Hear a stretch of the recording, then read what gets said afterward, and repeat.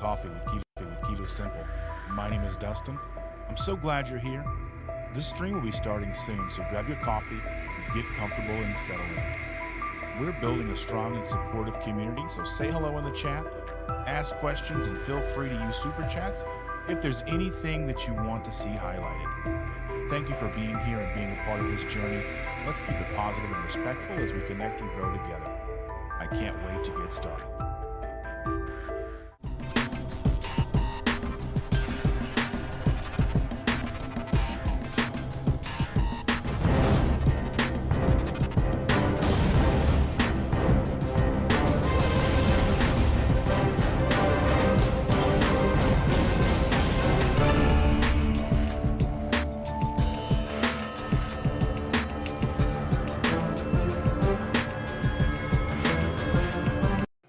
Good morning, everybody. Welcome to Sunday Morning Live. Grab your coffee, settle in. I have missed you. Missing you is an understatement. And I've been live 2 other times this week. I was live Tuesday with Carnivorous Grandma, and I was live yesterday with Thomas over at Target Prime Rib. So I've been around. I've been here. I've been all over the place, but I still miss you, my Sunday morning crew, my regulars, my Sunday regulars. Oh, I love it. So glad to see all of you here today. Evelyn is here. Good morning. So glad to see you. Dustin and Thomas. I think that might have been meant for yesterday. I don't know what's going on with Thomas. Is Thomas here too? Did I miss something? What am I missing? I don't know.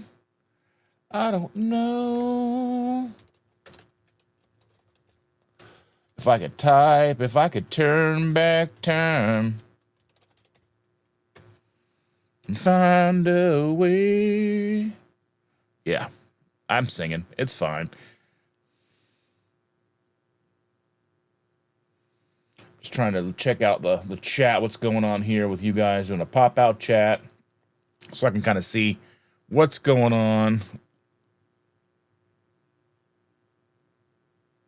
All right. There we go. Granny Boo is here. Good morning, Miss Boo. I'm glad to see you too. There we go. There's our buddy Rick. Good morning, Rick. So glad to see you, Mr. Rick.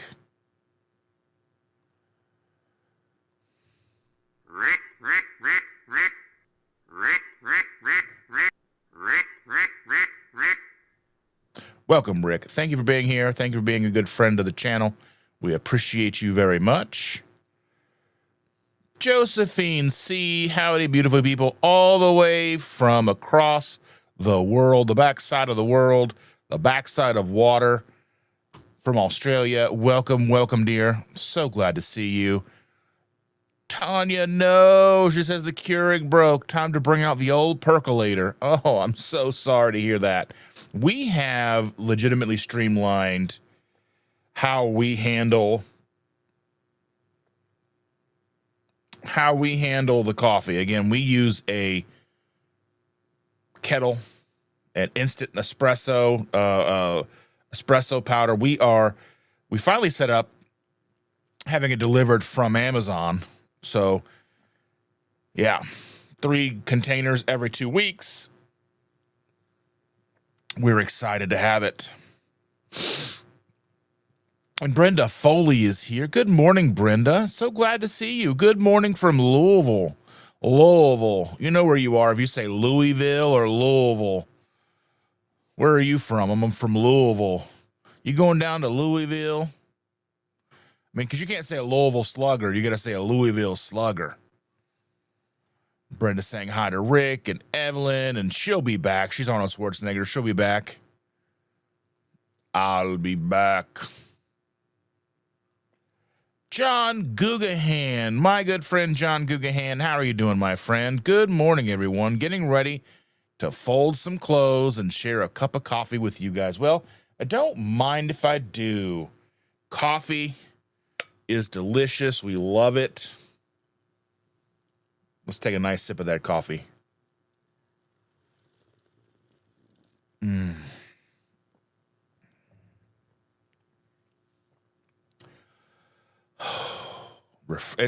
want to say refreshing, but it's not really refreshing. It's just invigorating, necessity.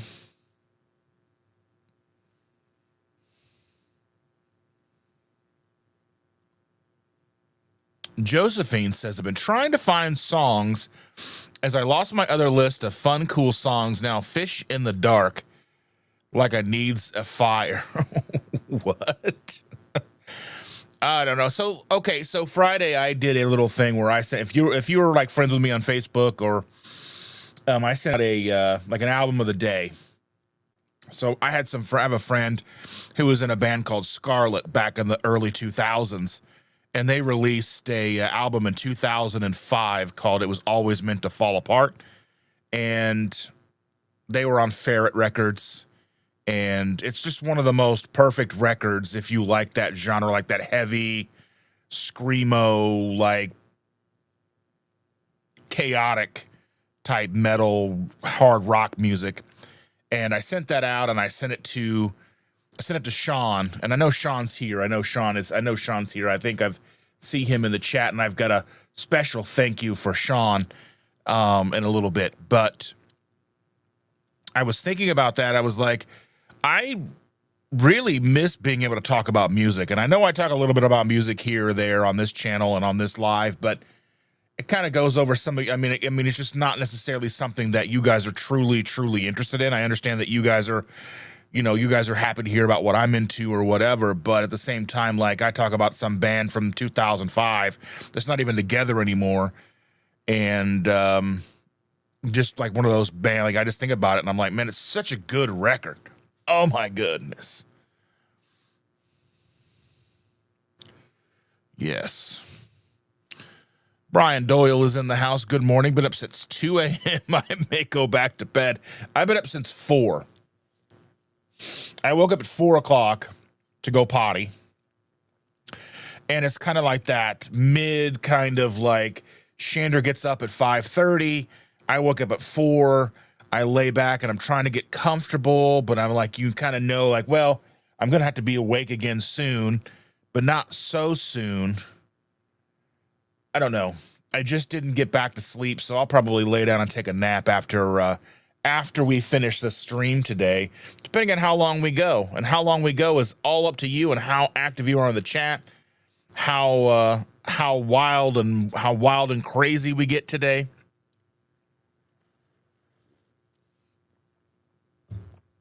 I like to get wild and crazy.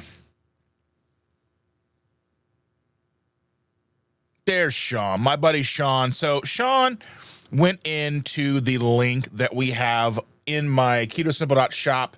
We have a link for a registry for the new baby that's coming, or my granddaughter number 2. And he purchased something and it was sent to us. And I have to say thank you so very much. He purchased a baby monitor. That was so amazing. And I was joking with our daughter. I was like, because I don't know what's on the registry. I haven't had a chance to look through it. And I was like, do we really need a baby monitor? Do you think between me and Ma and everybody in the house, the baby's ever going to get put down? You think we're ever going to lay her down? We're ever going to just let her lay by herself? Or is it going to be like taking turns? Like, it's going to be like musical naps. Like, it's my turn to nap with the baby. Now it's my turn to nap with the baby. Like, and she goes, I do not want someone sleeping in my bed until they're 7 because we just finally got the other granddaughter sleeping in her own room. And, I mean, she's spoiled. And I mean, because we're with her all the time, I was there every day with her as a grandparent, having the luxury, the ability, the blessing that it is to be with my granddaughter every single day while she's growing up before she starts school is amazing. But at the same time, you kind of spoil them a lot of it, probably. And I mean, just her and I hanging out every day, watching Moana like 4 times a day and just doing all of it, right? So like, I'm super excited. She'll be here on December the 19th. And last night when our daughter, she came up and she was showing me some stuff that she bought for the baby, and she got some like Halloween onesies, and I know that Halloween is long gone, but they got like matching onesies, like a onesie that matches like pajamas for the girl and them for Christmas. And I'm just, it's like all of it's going to come and hit me so hard. I'm going to be an emotional wreck, right?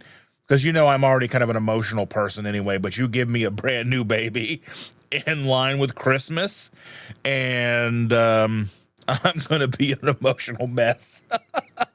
Oh my goodness, I just get so excited thinking about this new little baby coming into our lives and what that means, and then my ability to be with her at home and spend time with her and for her to know me, because I know a lot of kids don't ever really get to know their grandparents as well as, I mean, now I've got one who bullies me every day. So she's got this like cyclical, this line of thought. I pick her up from school and I ask her, well, how was your day at school? I don't have to tell you, Paul. I know, what do you mean you don't have to tell me? I don't have to tell you because I don't want to. And I'm like, what do you mean you don't want to? She goes, well, I don't want to because I don't have to. I'm like, what have I done to you? Oh my goodness. But yeah, then she told me yesterday, she goes, I'm gonna teach the new baby to be mean to you too, Paul. I'm like, what? Whoo, I've got a while before the baby can be mean to me. She's just gonna be like sleeping and farting and pooping on me and stuff. But you know, that's the you know, and the baby, all the things. I couldn't be more excited. I just could not be more excited. Jeff is in the house. Good morning, my PhD friends. Welcome all of you wonderful people. PhD, proper human diet. If you're new here, please take a moment, look at Keto Simple shop. Perfect Keto has their Black Friday sales already in motion. Save up to 50% if you do some like up to 40%. And then if you do a subscription on some items, and you get another 10%. And I imagine there's going to be other things happening. I imagine there'll be something coming up in the next week for Black Friday, something fun coming up with Keto Chow. They are already hinting at a new flavor or a special flavor or something. They've been putting hints out. Do you guys have any thoughts? Have you guys come up with any ideas for the clues that they've given you already? Put them in the comments below. Let us know what's going on. I'm very, very curious. Yeah. Brian said, worst sleep score ever, 28. Sometimes you just sleep bad. I mean, sometimes you just do. Sometimes you're just not in a resting mood, and your body just fights it. I don't know why. I don't know. But we will, hopefully you'll get a little nap today, and that'll help you out and it'll be better. You know what I'm saying? I have faith. I have faith that you can nap. Booby Goats is in the house. Hello, Aaron. Welcome. So glad to see you, my friend. So glad to see you. Tanya's in the house. Kitchen Witch. And she's asking, did I change the intro? No, I have 3 different intros. I have an intro for Sunday morning, I have an intro for Tuesday, and I have an intro for Saturday. And I probably need to put together an intro thing for, well, it doesn't really matter when I start doing the lives for memberships for the regulars, the morning regulars. I will start doing lives then, so we'll see what happens and see how much fun we can have with that. Courtney's in the house. Good morning, Courtney. I'm so glad to see you. I've missed you. I haven't been on any lives with Brian or anybody in a while. I need to. I miss all of them. They are great, and I miss them a lot. But welcome, Courtney. Josephine says, cool start. How long? Guess most of the time I get in and have to see an ad or I'm late. You are fine. You never have to worry about it. Rick says, ooh, share.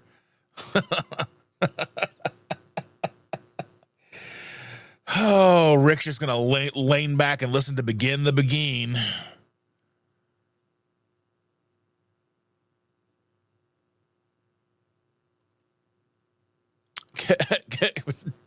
Tanya says, the goal is to say one word that makes Dustin think of a song.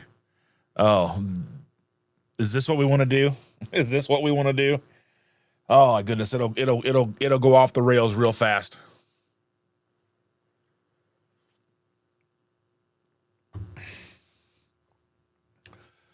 Carl says, I'm coffeeed up and ready for Dustin and the morning regulars. That's what I'm saying. I love you, Carl. Coral rock. If you want to rock and I want to roll, makes me think of Clutch. So Clutch, this band that I really like, and I've seen them, I think 26 or 27 times. I think they released a model kit. Let me see if I can find it real quick.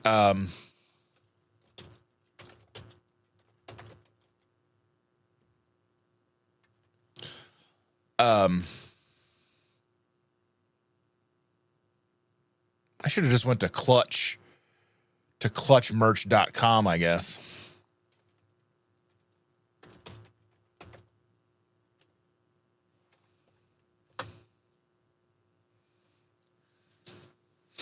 Yeah, let's do this. I'm going to show you this because so they've got a song called Space Grass from one of their very, very like early records, right?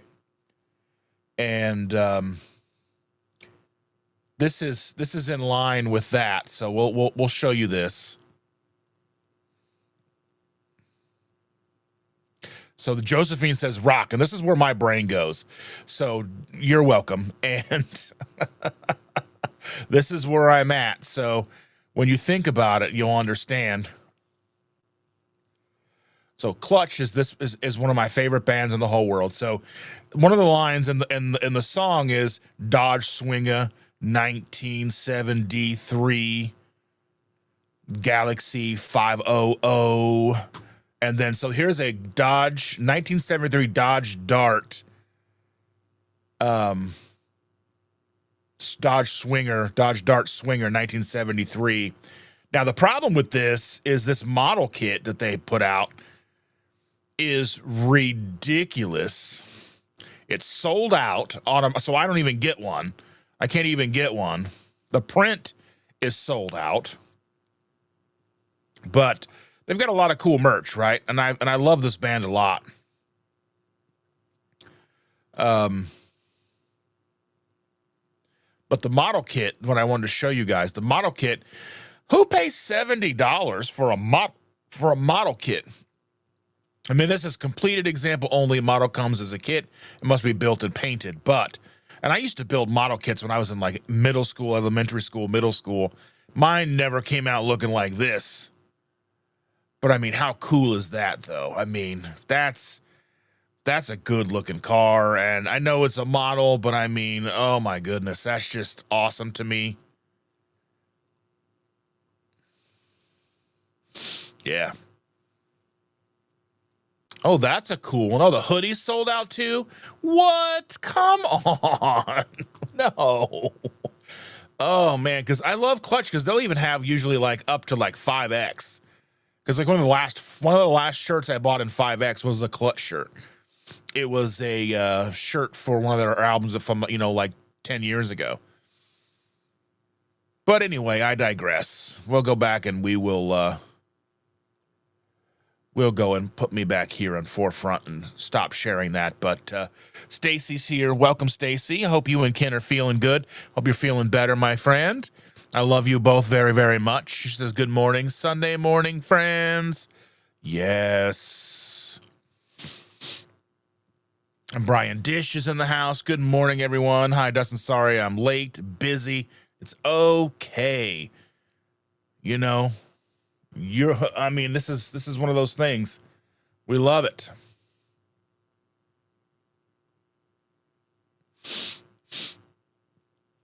And one of the fun things is the granddaughter. She is gotten into Clutch. So there's two songs that she likes. There's a song by Clutch, and the song title is 10.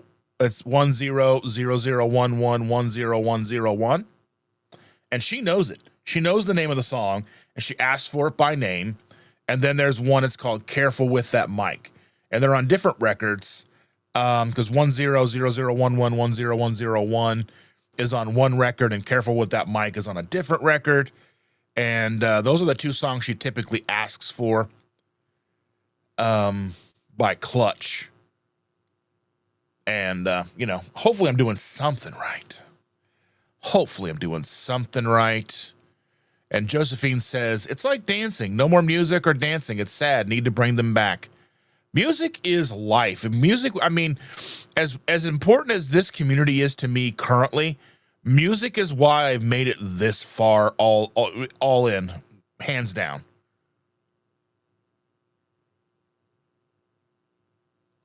Carl says, yeah, and say it's a fun game to play on live. See who can drop a word that prompts a song by the presenter and keep it going. I like that. Let's see what happens. Let's see what we can do here. Baby. Hit me, baby, one more time. I don't know. Oh, baby, baby. I want you to know. Anyway. You never know what's going to come out of my mouth. But anyway, Carl, it seems I do it without trying. It's a game I play. Dustin's Mind is like it's fun like that. Oh, my goodness. Yeah. Twist. I was talking about this. So the twist would make me think of like the Life is Peachy record by Korn, which came out, I think, in like 96, 97. And I was on Ash's live. Was on chatting with Ash and Chris on her live Friday night. They did a extended song release, and they did a live afterwards. And she's from Bakersfield. Korn is from Bakersfield. And I was like, I've always thought of, whenever someone talks about Bakersfield, it makes me think about the band Korn. Twist makes me think of the song. There's a song called Twist on the Korn record, on the Life is Peachy record. But yeah, so there's that.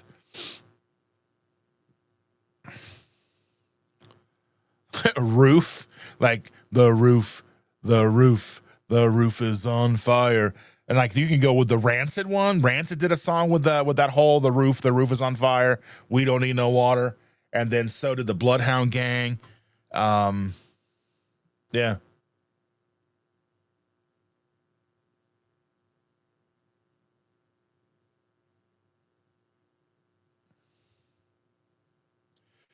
Lisa's in the house. Carnivore Whisperer. Good morning, Dustin and everyone. Welcome. Jeff says, I got to watch my first grandchild after mom went back to work. Best job. It really is. No matter how stressful it might be taking care of a child, like, but number one, she liked to chase, she liked to hide. She'd fill her diaper and then hide and run. And you had to chase after her, try to catch her, hopefully before things overflowed,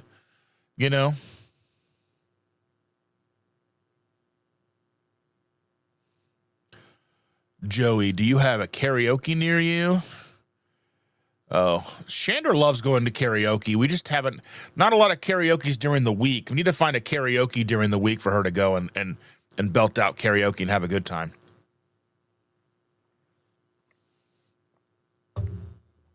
And Evelyn says there was a message when she first arrived here from Thomas, Target Prime Rib. I think it was, if you comment too early, it disappears. I don't know. I've seen comments from like 8 hours before the stream starts. So I don't know. It's just weird. It has a mind of its own. It just decides what it's going to do.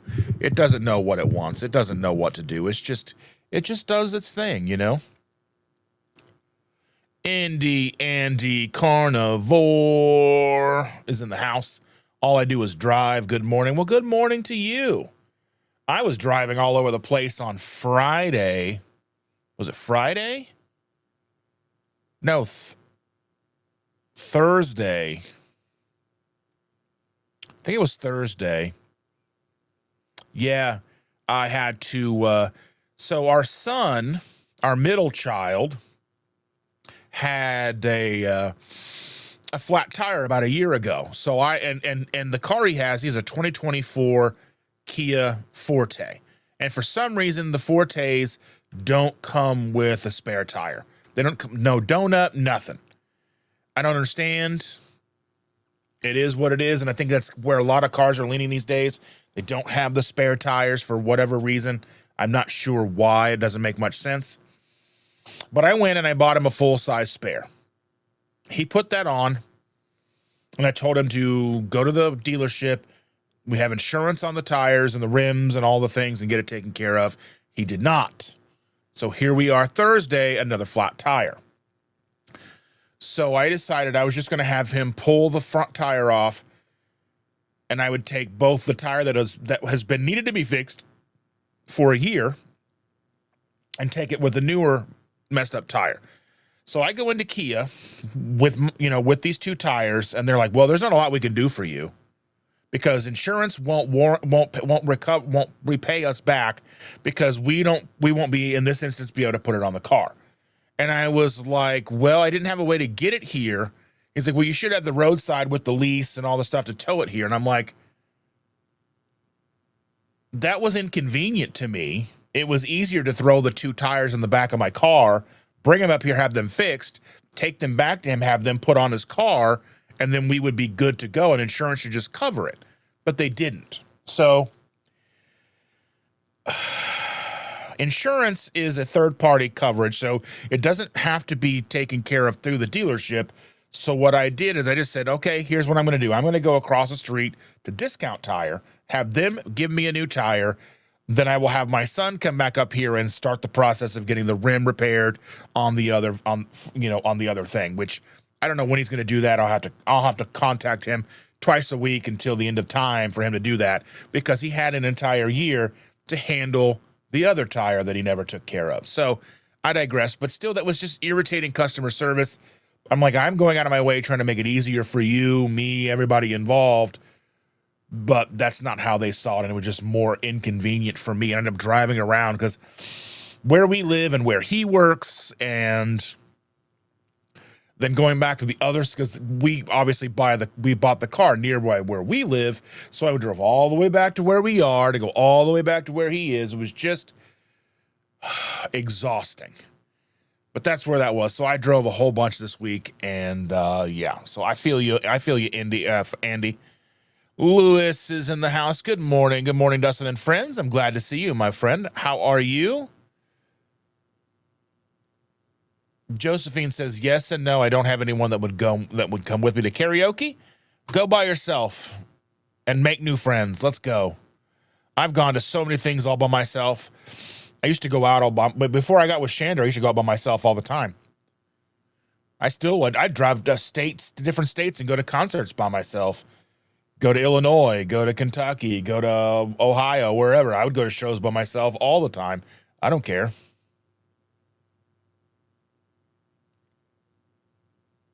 Terry girl's in the house. Morning, Dustin. Morning, Terry. Thank you for being here. I appreciate you very much. People are saying hello to each other. Thomas is in the house. Good morning, Thomas. So good to see you. You should do an intro to your intro. Well, I thought that's what the countdown was. I thought the countdown was the intro to my intro.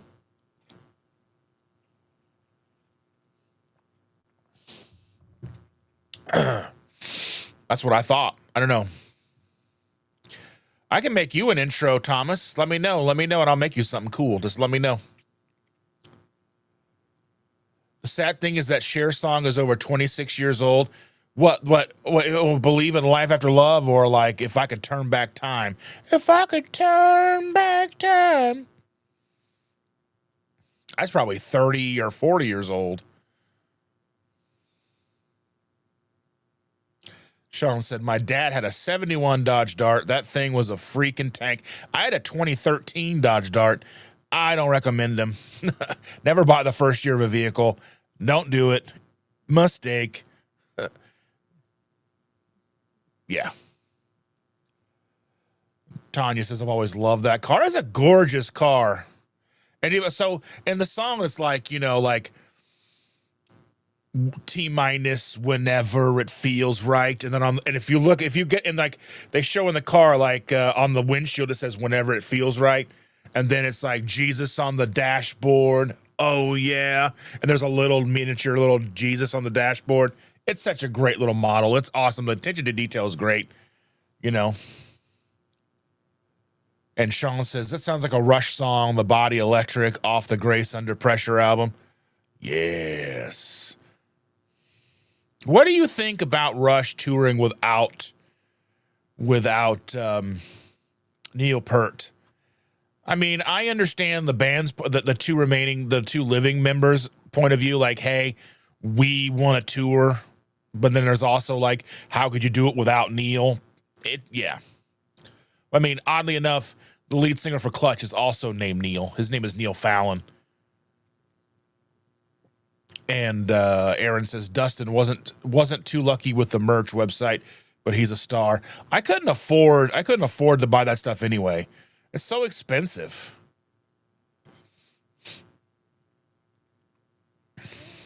Tanya says, but it has to be embedded in a comment rules. You guys are coming up with rules for this. You guys figure it out and we'll talk.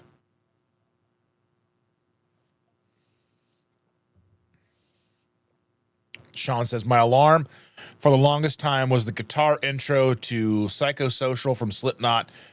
It was a heck of a way to wake up. My ringtone is Fears of Madness by Decapitated, and my alarm is the 1000110101 by Clutch, because it starts off kind of light and it kind of lulls you awake a little bit, so it's not so harsh.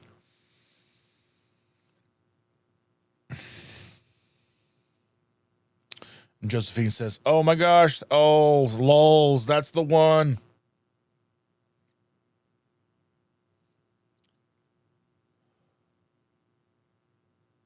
Love Shack, baby, Love Shack. Oh, Josephine says, yeah, little known place where we can get together. Yes.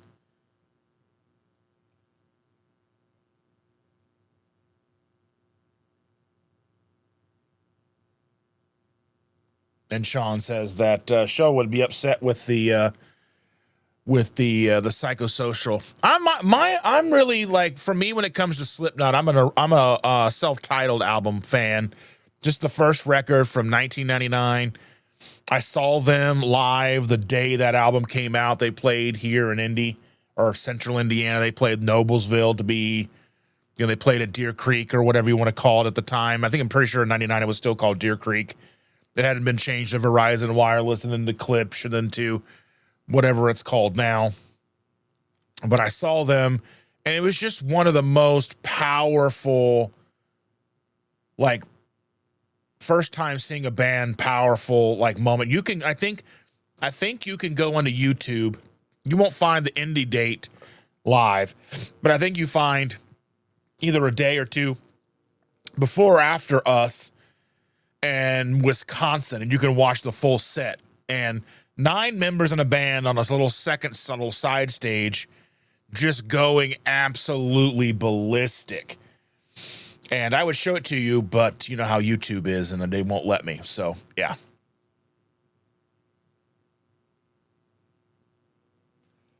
Bad.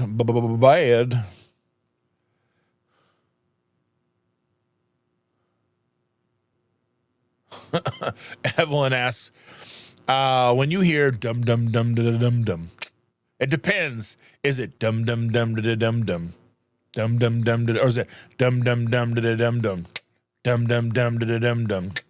Because there's a distinct difference between Ice Ice Baby and Under Pressure. If you're familiar with it, you can tell the difference, and you'll know which one's which when they start playing. But if you're only half listening, yeah, I can understand not knowing the difference.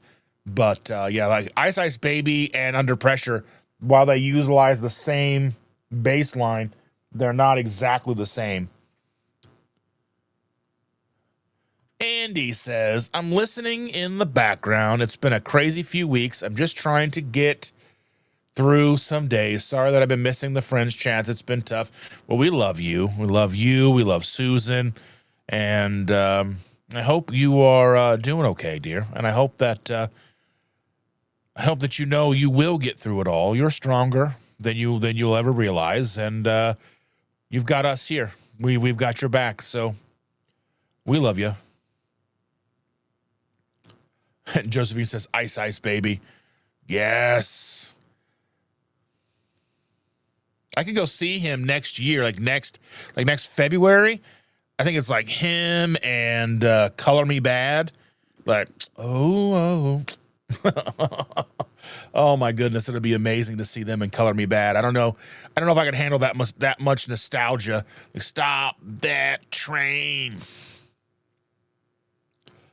Sean says, same Josephine. My ringtone is a metal version of the Game of Thrones theme. People get mad at me because I'm too busy rocking out to the song and forget to answer. I love it. The funny thing about the Under Pressure song with David Bowie and Queen is they didn't plan to do that song. They just happened to be in the same city at the same time recording. They weren't even at the same recording studio, but I can't remember which one. I think David Bowie went over to see Queen and they recorded that song. And it was like a last minute, didn't even really plan for it. And then that's what you get.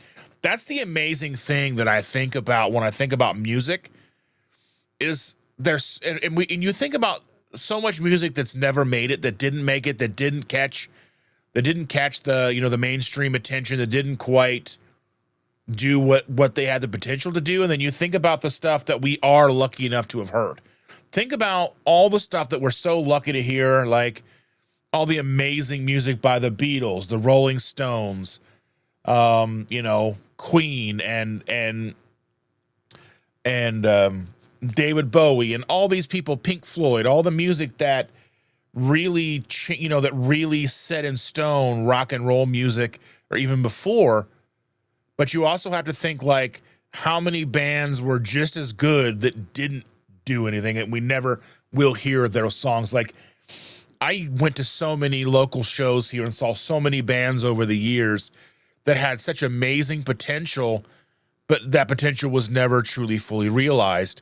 There was a band out of Nashville in like the early 2000s, and they were called oh man, what was the name of the band? I'm gonna sit here and forget. Are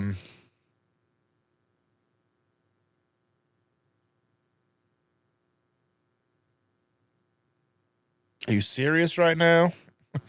Oh my goodness. It was just a one-word name too.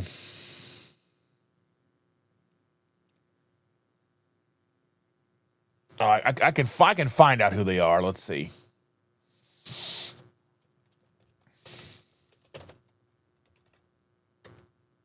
Shun. I had to think of the song title because they had a came out in 2001. A song called Michael and Rain. They had a bunch of different amazing songs, but Shun was such an amazing such amazing band from Nashville that they should have gone on and done something. And then like Billy, the singer, went on to do something. He was in a band called Sans Serif and other things. It's just, yeah, they should have done better. They should have been huge, but they just weren't.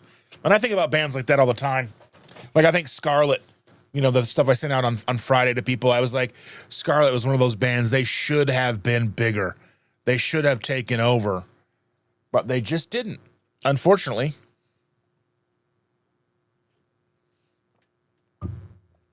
So many amazing bands in my life that I've seen and met and become friends with or whatever that just didn't make it.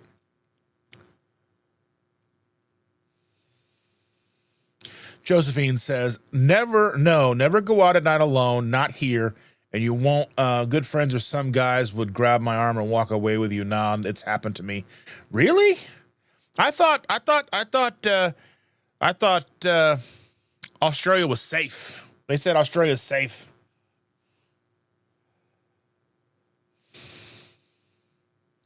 Josephine says, one time this guy talked and the lady behind me told him off and to get out. I've been so lucky. It's been at least 10 years since I've gone out at night alone.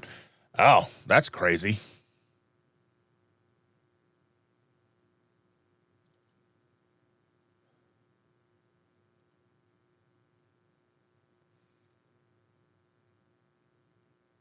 Yeah. Carl says Metallica sub basses in for years until they finally held auditions and hired Trujillo. I didn't know it was that long. I didn't think it took them that long to hire him. I thought it took them longer to hire in after what's his name died.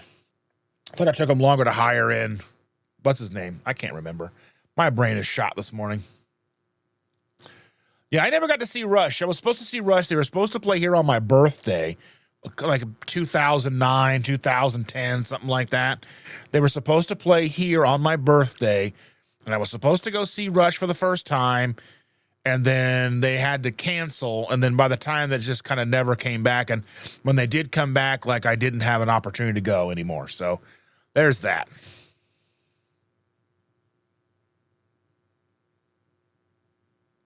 Brenda Foley's in the house. Good morning, Brenda. So very glad to see you.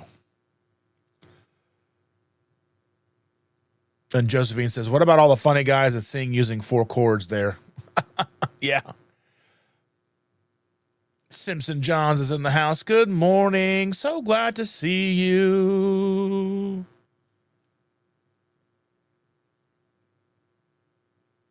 She said, oops, that's Dustin, not Dustine. I have a habit of adding E's when typing. That's okay. I won't hold it against you.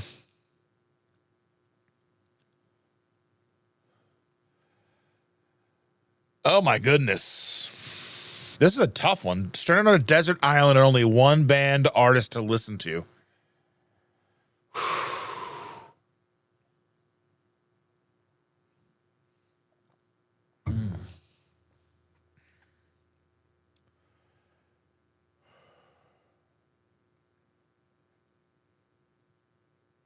I don't know. That's tough because I know how I am when it comes to music. I think that would probably drive me crazy just having one band, only one band to sing to or listen to for the rest of my life.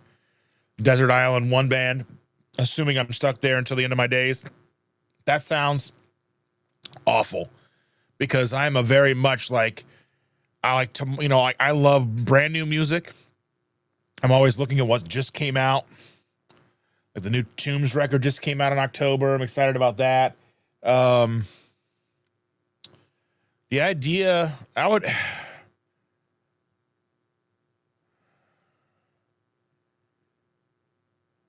don't know. That's a really, really hard question. It was easier in my younger days. It's hard now because I love so much different stuff and I'm all over the place. I don't know. I'll have to think about that one. Sean says, my favorite Christmas tradition is watching the video with David Bowie and Bing Crosby singing Little Drummer Boy. Absolutely love that video. I think I've seen that before. But I had to go back and rewatch it, I'm pretty sure. Brenda saw Rush in North Carolina. Aaron's got to go shopping. Well, buy me something cool, Aaron. I need something cool, okay?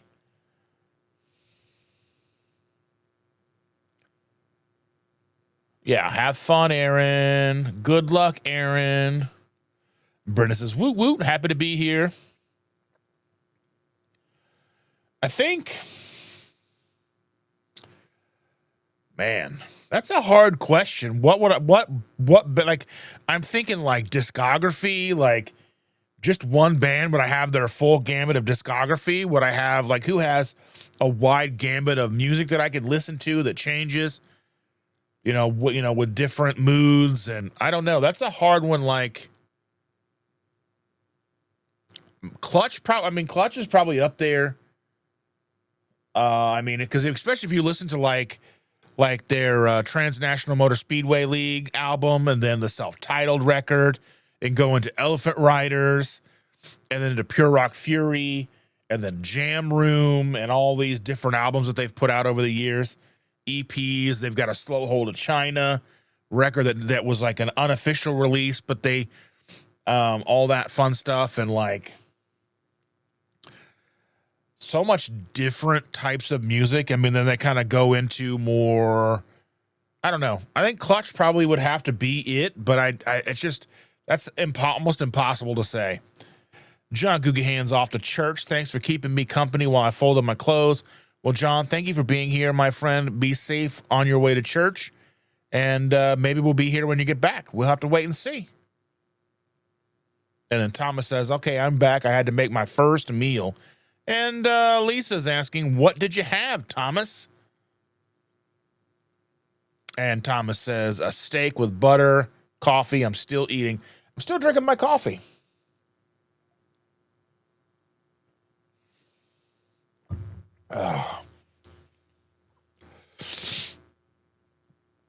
Oh, yeah.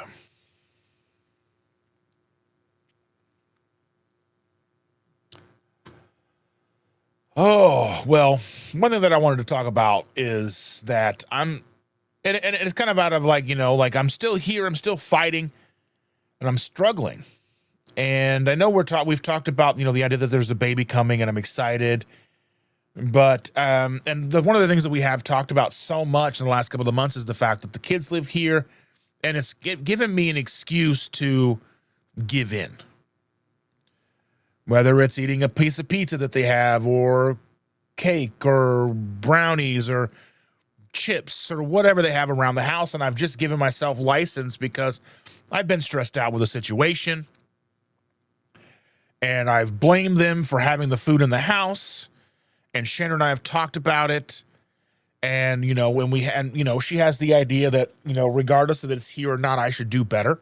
And that's true, because they're not going to change who they are for me. I have to be willing to take, to take everything into my own hands and be, accountable and responsible for all the things that I need to do. And I'm still in the fight. I'm still struggling. And I know maybe some of you are too. And it's not really all about just getting back, on track with food and diet for me. I need to look at the whole picture, because, I need to, I have not been using my CPAP to sleep. So my sleep hasn't been great. And I've been hiding in the upstairs of the house, and I've not been getting much sunlight. And I've, not been putting the effort into YouTube that I once did. I haven't been putting out weekly videos and weekly content outside of going live and the occasional short video. And my stress level's been running a 10 out of 10, for a while. And I don't want, I don't want to let that rule me. I don't want to let that be another complication. And, I want to roll things back to a simpler, more consistent lifestyle. But and I have to really take the reins, and I have to implement rules for me, and I have to stick with them. That's what this channel is, right? This is my lifestyle channel. Keto Simple is the name, but realistically, it's all about me, Dustin. It's my channel about me navigating this lifestyle. And while, in the beginning, keto, I went from 420 plus pounds, lost 150 some pounds, got down to, 273 at my lowest recorded weight. And then over time have worked my way up to, I don't even know where I'm at right now. I'm terrified to step on the scale. And, I'm not even trying to chase perfect here. I'm just trying to figure out how can I create a routine, that lets me be a better grandpa, a better pa for my grandkids, a better spouse, a better stepdad, a better functional member of this community, and actually take care of myself at the same time. So that's what I want. That's kind of what I want to focus on a little bit today as well. The continued struggles, the plans that I'm working on, and how we can all aim for a streamlined consistency instead of some, fantasy that is perfection. I'm never going to be perfect. I'm never going to be 100%, but I'm always going to be authentic. I'm always going to be real, and I'm always going to be honest and open with you as much as I can about what's going on in my life and my failures and my successes. And, I have been, really kind of soaking that up in the last few months here with, letting myself down, with not following through with what I know I need to do, not following through with what you would expect of me. And that's real. That's real life. And there's a potential for every single one of us to step into this scenario. And I want to show that it is possible to climb back. Again, not by chasing perfection, not by all of these things. It's just, how do I, knowing that every day there's pasta, there's pizza, there's cupcakes, there's whatever there is, cereal downstairs, whatever there is. I come downstairs and the boys had went and got pizza and pasta and all the stuff from Domino's last night. And then, how can I get back into the routine that if I didn't have time to eat,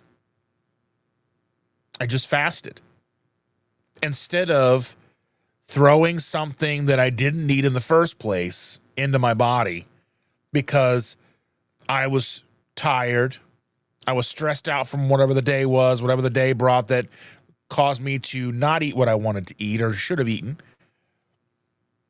Like Thursday when it came down to running errands all day. That's not what I wanted to do. I had sat down to start working on some content and to study, the PhD course stuff. I was going to study for a couple of hours. I was working on a thumbnail for a new video. And then the son texted me and said, "Hey, this is what's going on. What can we do about it?" And I figured, well, I might as well handle it, because it's not going to handle itself. And he's not going to drive home from work. And he can't just leave his car at the parking lot at work overnight, because he's not going to know what to do to take care of it. And he couldn't afford, really, and he's not going to get the car towed or whatever the case is. But I was able to handle it for him. And again, one thing that I was asked in Thomas's live yesterday is, are you a full-time content creator? Do you have a job? My job really is handling the day-to-days for all of our kids. Whatever Chandra needs, whatever the kids need, whatever the granddaughter needs, and then fitting in where I have the time, my YouTube and studying. And I feel like there is a piece of me that's being pulled 20 different ways. And not that, the YouTube isn't something that's taken seriously by the rest of the family, that my studying isn't something that's not being taken, seriously by the rest of my family. But I was telling Chandra, I was saying, what if this is a situation where, I have, 3 or 4 client calls in a day, and I can't just up and leave and go and drive across town 4 times to handle a tire for my son. I'm in a lucky situation currently where I have all of that ability to go out and to handle what needs to be taken care of. But I am working towards creating my own business. That is, being a health coach, having clients, helping people get out of their own way. And then I think about, well, how am I going to do that for them if I can't do it for myself? Then imposter syndrome sets in. But I know how to do this. I know the best way to do this. I know how to work this. I know what I'm doing. It just takes the small steps each day, consistency builds what we know we need to do. And when I look at that feeling that I should be doing better because I know better. And, the difference between knowing what to do and actually doing it when life is when life is heavy, when life is when life is on easy mode, and, the only thing downstairs are burger patties and bacon and eggs and some cheese. And the worst thing that I have to struggle with is, diet soda. Then it is easier to handle. But how do we navigate? How do we put these plans into action? We have to build the plan. We have to put it into action. And these are the kind of things I think that hopefully will make me a decent health coach, because I have been here. I am in these scenarios. I am living it. I have lived it more than once. And the ability to understand and navigate away from these self-imposed pitfalls, regardless of my life situation, regardless of living situation, losing office, having lots of kids and animals, and just things happening and things pulling me from place to place at all hours of the day and night, it seems. How do I build a consistent day-to-day plan of action? And it can't be so precise, like at 11:01 I'm going to do this, and 11:04 I'm going to, no, it just has to be like an action plan for the day. And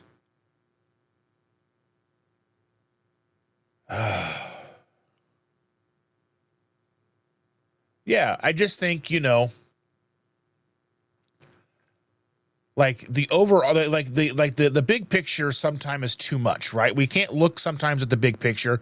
The big picture is too much. It's too much to take in. It's too much to, it's like, you can't take, you don't eat the entire burger in one bite. You have to chip away at a burger and have little bites as you go, right? Or, that 10-pound steak, whatever, you know what I mean? You get a 2-pound ribeye for your birthday or whatever. You're not eating that in one bite. You got to chip away at it little bite at a time. And I think each day has to be that way as well. You just got to have to pick, you just have to set things up and one task after another. And so I think I'm going to start putting together a plan, and I'm going to probably bring you along with me. Hopefully that'll be part of the plan, is to bring you along with me with details, with things and how I'm doing things. And I'm planning to put together simple and easy kind of, ways to be successful in different aspects of our lives. As far as videos are concerned, because I need to be putting out more content and not just going live. While going live is kind of like the dessert of doing content in social media, being here with you and talking with you and, having the fun interactions and the fun, like when we're talking about music and how to get me to think of songs and whatever. That's the fun part. But it does take a lot of work on the back end to put more content out that brings more people in, because again, the goal, like I was talked about on both Thomas's live yesterday, as well as with Carnivorous Grandma on Tuesday, we've got a lot of work to do. And if I can't get my house in order, or if I can't get myself in order, if I can't, make my own bed and clean my own room, how am I going to help others, right? Taking a little bit of I guess if you know, but how do I get myself in order and to better serve and help others? That's the name of the game. And I'm gaining weight and I'm not comfortable and I don't like it. And it's not where I want to be. I was on the downside and I was very happy getting smaller and getting smaller clothes. And that was a very, and then it just kind of came to a halt, and I've been going the opposite direction, and how do we shift, how do we shift into that? Right. So, I mean, how do we get to a streamlined consistency, and what does that mean? Fewer moving parts, Simple rules you can actually follow are things that I can actually do in my day-to-day life. Not chasing shiny new protocols every week. And I think a lot of times in social media, we see that.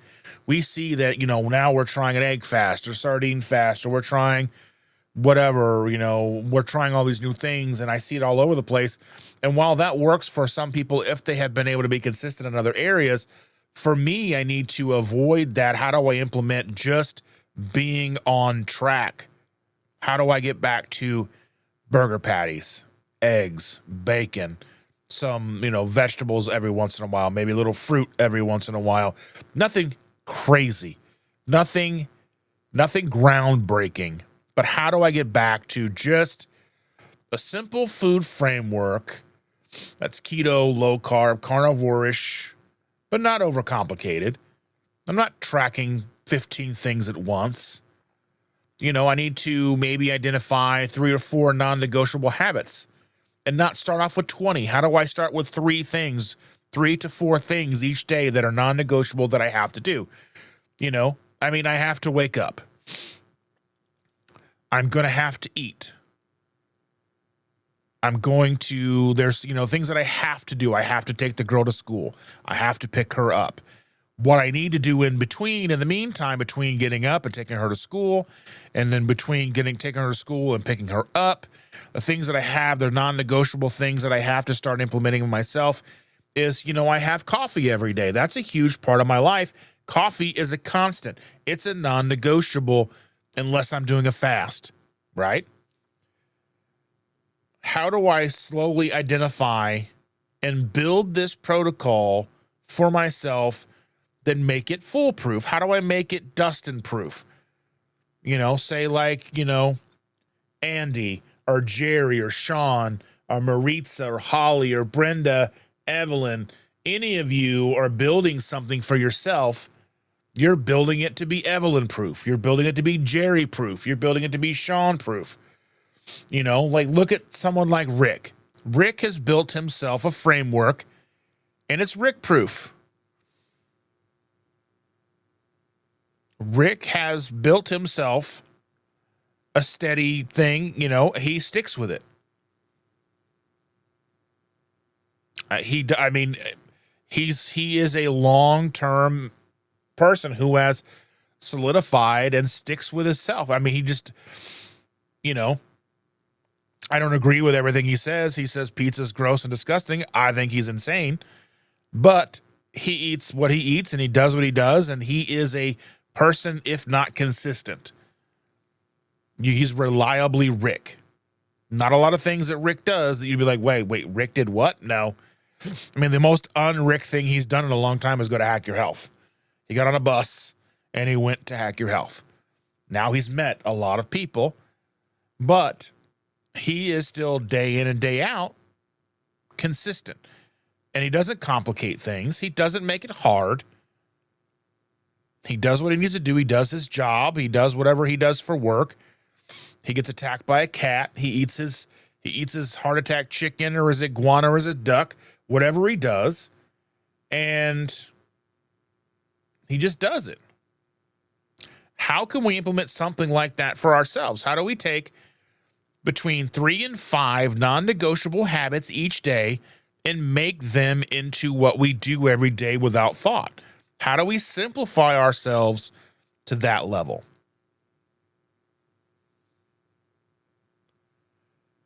Yeah. And I never thought I would be using Rick as an example, but Rick is a steadfast example. Rick has made Rick's life as simple as Rick can.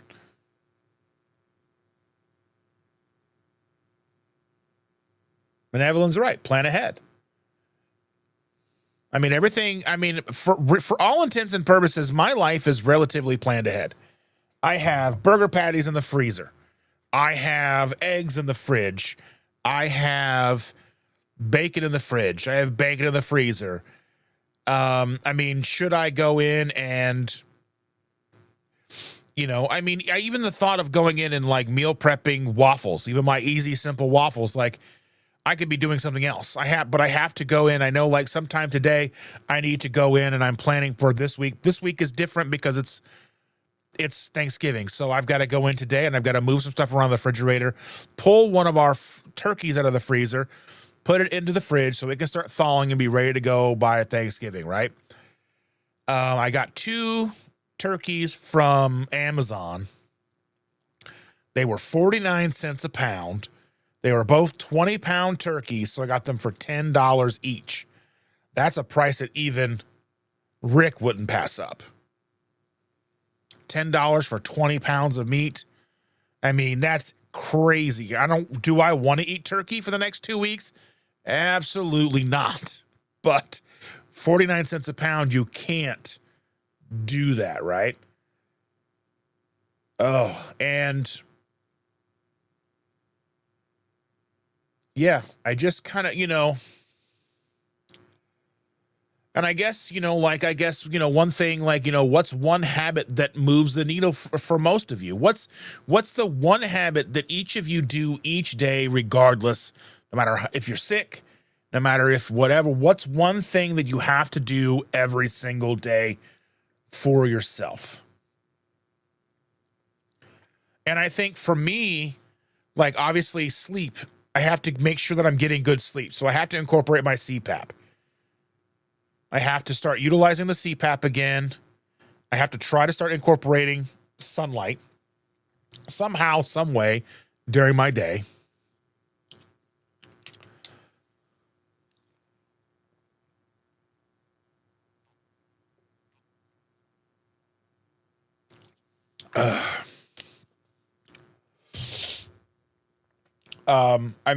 Because we know, like, do I have consistent bedtime? Absolutely not. I don't even know if I could have a consistent bedtime depending on what happens. Because a lot of times we work late in the evening because things happen during the day that cause us to have to go and work later in the evening. And unfortunately, kind of the idea that we are self-employed for the most part. I mean, Chandra does have a job that she goes to, but 2 days a week, 3 days a week. So that's 4 or 5 days a week where we are on our own and we are handling our own business, whether it is Chandra's side business or eBay business, me working on YouTube, working, in class, working to start building a business for myself, to start building, a future, leave something for the kids. Whatever the case is, YouTube barely pays for itself. Realistically, YouTube itself, without you, wouldn't be sustainable.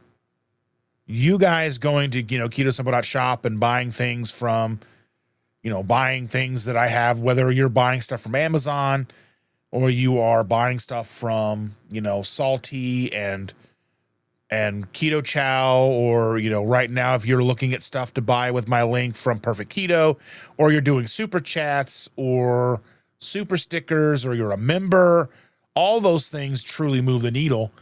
But all that goes into me building the foundation. Sleep, sunlight, trying to figure a way to mitigate stress as best as we can. And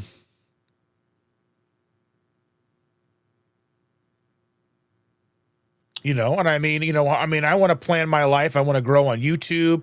I've talked about, I want to, a health coach business. Why do I want to do that? Why do I want to do a health coach business? Because I understand, even with all the knowledge that I have, how difficult it can be to get out of your own way. And being able to help people simplify their lives, not overwhelm them, because realistically, a health coach comes in and takes what their goals are and kind of shows them a path to their own goals. I don't tell them how to eat. I don't tell them what to do. I just help them find their, on their journey and their path, right? How to own struggles and keep grounded and And then, I want to grow my YouTube. I want to continue making more content directions, simplifying keto, practical habits, real talk, and boundaries. So YouTube doesn't eat up my life. But I mean, it really doesn't. I feel like my life is eating up the time that I would want to use for YouTube. And, and I know that the next couple of months, it's going to be even more difficult with a new baby. I know, but as long as mommy is home and on maternity leave, that'll be a little bit mitigated. And, learning how to be a grandpa to 2 babies, to 2 grandkids, showing up as a spouse, a stepdad, and and all at the same time, not abandoning me and my own health, because I can't take a backseat to my own life.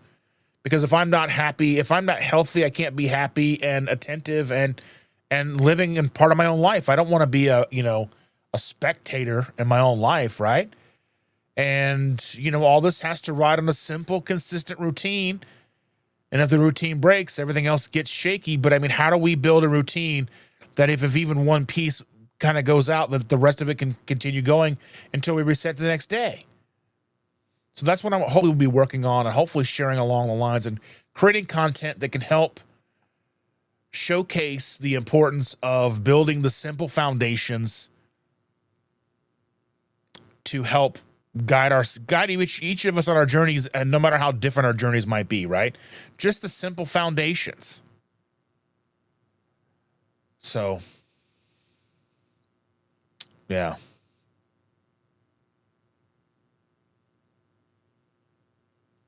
And Lisa's still drinking her butter coffee. I have butter in my coffee. I've been putting a little bit of MCT oil in mine as well, because I actually put some in there the other day because I normally put it in Chandra's, and I just had put some in by mistake in mine with the heavy cream, and it gave me a little bit of extra clarity. So I'm like, you know what? Let's do it. About a tablespoon, just a little clarity in my brain. I need all the help I can get. The old cabeza,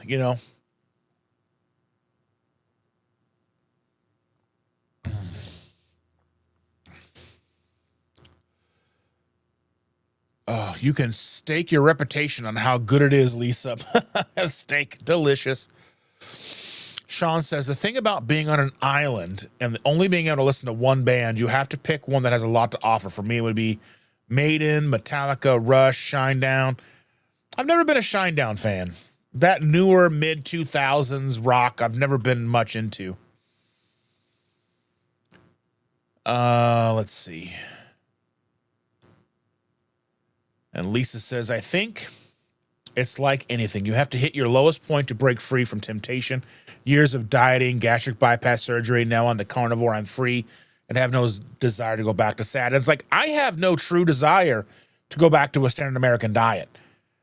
But even still, temptation still lulls you in to where you come home and something smells like I came downstairs yesterday and it smelled so good. Or whatever day it was, they had made like frozen pizzas. You know how great frozen pizzas are, right? But still, like there's just something about bread and pizza, and there's something comforting about terrible food. There's something so comforting about it. And when that distraction, when that stuff isn't in the house, it is easier to navigate. How do we navigate it when it's there? How do we navigate it when we can't get away from it? How do we simplify ourselves into being able to say no? And I've been there before. I know I've been able to get away from it. How do I do it again? And she's also saying that she's so glad to be away from her past, be free and away from her past food addictions. Now, if I could just be free of depression and anxiety and like myself. Well, I like you. For what that's worth, I like you, Lisa, and I'm glad you're here, dear. As far as the anxiety and depression, just know that we're here and we love you, and we're glad that you're a part of our community. And Tanya says, the husband brought rice into the house, GI issues, and I went off the rails on that. I blame him, but really mad at myself. Yeah, that's the thing, right? Like, rice doesn't typically bother me too much. Like, rice is one of like the cheaty, carby foods that doesn't really impact me negatively. Like, we can have like Thai food or sushi, and it doesn't impact us all that bad. Like it would be like if we were having Chinese food, on the other hand, would be way worse. Then I feel like crap. But rice doesn't impact me negatively, but I'm sure if I had it all the time, I probably would notice a difference. And Evelyn says, they will have to wait for you. It's okay. Yeah, I know. It's just... And Brenda says, I have a CGM. Helps me keep in check. Found out that peanut butter, breading, and Captain D's, one bite will jack up my glucose for hours. Oh my goodness. I don't even think we have Captain D's around here. I can't remember where we were that we saw Captain D's. Maybe Alabama? I know we saw one somewhere. I can't remember where I saw one.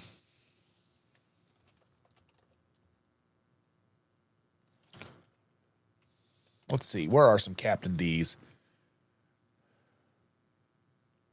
Anderson, Columbus. So, yeah, it looks like there's a few of them still around, like down, especially in the south, towards like Louisville and stuff. So I don't know, like, where else they might be.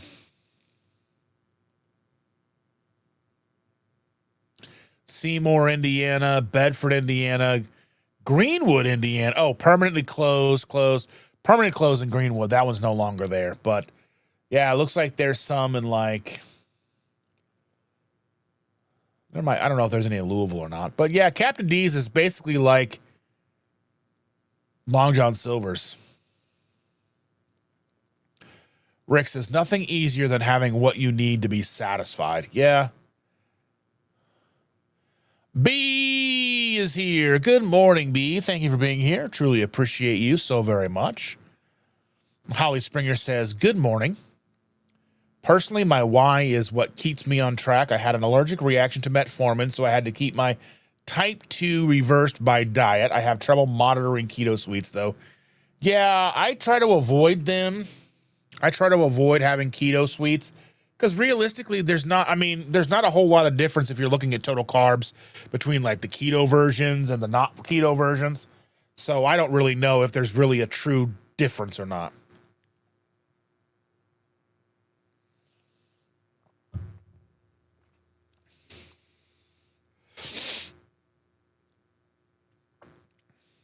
And Jerry says, remember your why, Dustin. I told my coaching client that there is no food truck behind a hearse. She stepped away from the pasta. You'll be a coach too soon and have to tell people the truth too. Yeah. Yeah, I don't know. It's such a interesting way to look at things.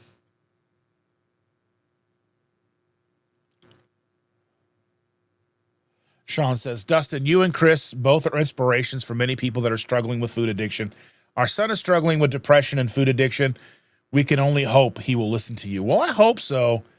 And I appreciate that so much, Sean, and I appreciate you so very much. You've been such a pillar of this community, and you're so supportive of all of us in the channels. And yeah, I don't know if there's ever anything we can do or anything I can do. Just let me know. Yeah, I don't know how to make somebody listen. You have to want to, and that's the thing where I'm at. I want to do what I want to do, and I know how to do it. It's just getting out of my own way, right? How do I get out of my own way? That's the magic question, right? How do we get out of our own way? Maritza, good morning, Dustin and everyone. Well, good morning, Maritza. So very glad to see you, my dear.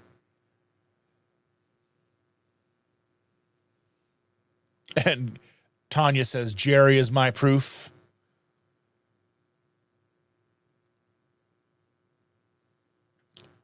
And Carl says, if anyone can feel Pert's shoes or at least satisfy an audience, it's Annika Niles, or Niels. I'm not sure how it's pronounced. She's a freaking drum virtuoso. I'm excited. I'm excited. So Simpson's asking, would your family be supported by keeping their food in their area rooms their dorm free fridge, their food. Well, the issue is going to be space. So like right now, like our kids in their room upstairs, they already have 3 cats living in there. Then when they go to bed, it's them and their 2 dogs. And they are going to be putting a fridge in their room for pumping of breast milk and keeping breast milk in the fridge. So it doesn't leave them a lot of room. And so the snacks really don't really meet because the cats will get into the snacks or whatever. And I think it's just not, I mean, there's the pantry. I don't really need to go in the pantry except for spices and stuff. Like, I don't know. It's all like just the way things are set up right now. It's not the best.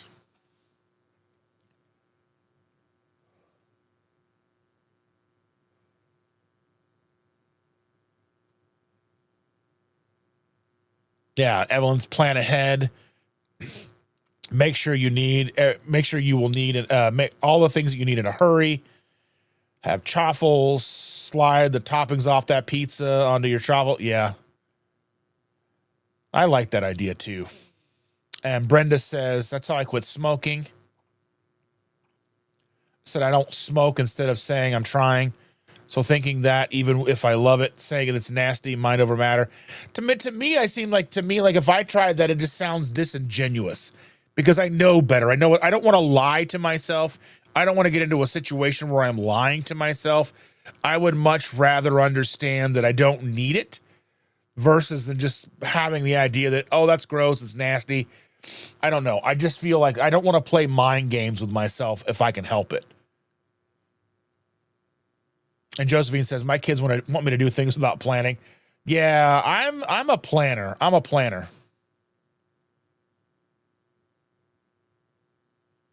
Carl says, yeah. Rick says pizza is gross, but has an amazing carnivore pizza recipe. So don't let him kid you. Yeah, I hear you. Maritza says, my coffee with butter.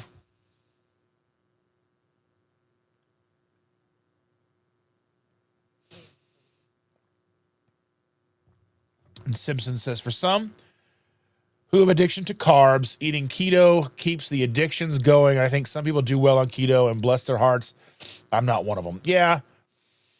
When I was doing keto for the longest time, I've done keto for most of my life. And even still, like, even when I enter, even if it's primarily meat-based, there's still what I would consider keto for the most part.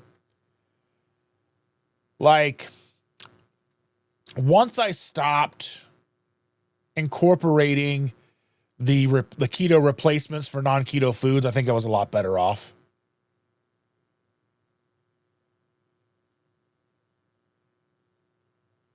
And Jerry says, my why is not what people want to hear. It's too dramatic for most, but that is what makes it work for me. And that's what we're here for.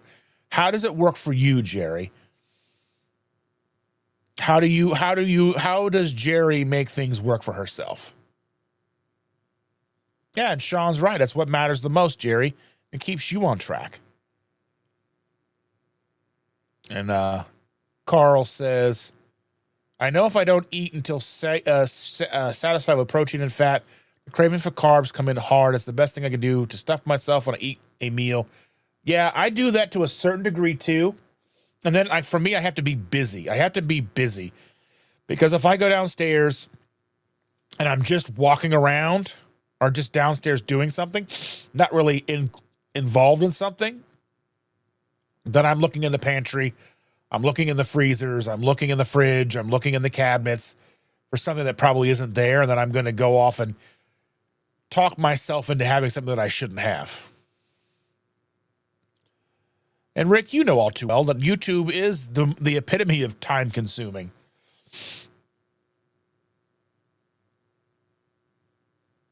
And Terry says, just realize the similarity of the names MySpace and YouTube.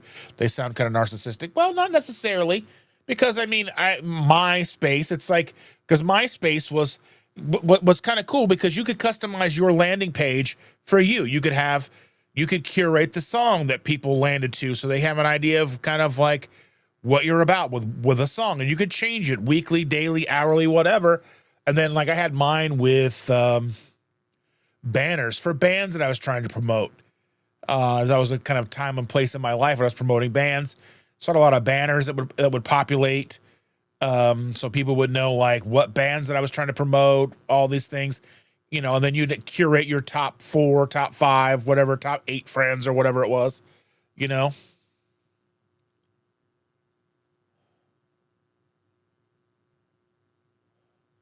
And Lisa says, thank you, Dustin. I really like you too. Well, thank you. I appreciate that.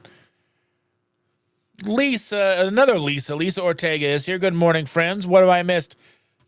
Same old Sunday stuff going on. Glad to see you. Glad you're here. And Charger Rick says the Chinese, the MSG laden duck food. Oh, just something good about Chinese food on a Christmas morning, though. I don't know. But then you just take a nap for the rest of the day and you feel miserable. So it's probably not that great.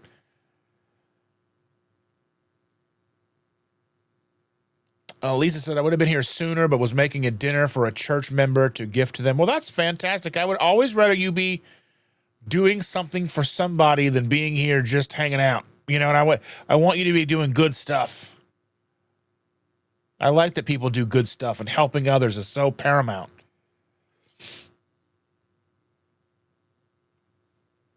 Yeah, Carl says somebody around here is keeping the Captain D's in line or in business. That's how I feel about Long John Silver's. Sherry Nevada Pup is here. Good Sunday morning, friends. Good morning, Sherry. How are you?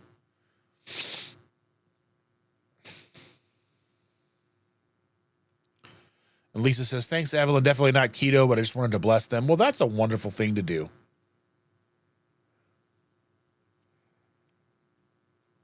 Terry says, we are getting good dust information. Oh, I can't. Oh, my goodness gracious, ladies and gentlemen. Brenda says, have a wonderful week, all things to do. Well, thank you for being here. I hope you have a wonderful rest of your day. And Sean says, Jerry, seeing what happened to our parents is my biggest why. I don't want to have dementia, forget who my children are. I don't want to have cirrhosis of the liver. I don't want to put my family through that. Yeah, I feel the same. Like, I don't want to be dead at 59. I don't want to leave, I don't want to leave the kids behind. I don't want to, I want to be around until it's truly time for me to go. I want to go when I'm ready to go. I don't want to go when it's just, I want to be here and watch my grandkids grow older and have lives and see them become amazing adults and what things they do and, and be able to enjoy great grandchildren and all that fun stuff. That's what I want. I want to be silver haired and, that kind of thing. Risa, good morning, Dustin and all. Well, Risa, thank you so much for being here. I truly appreciate you. I'm glad to see you. Good morning. Happy Sunday.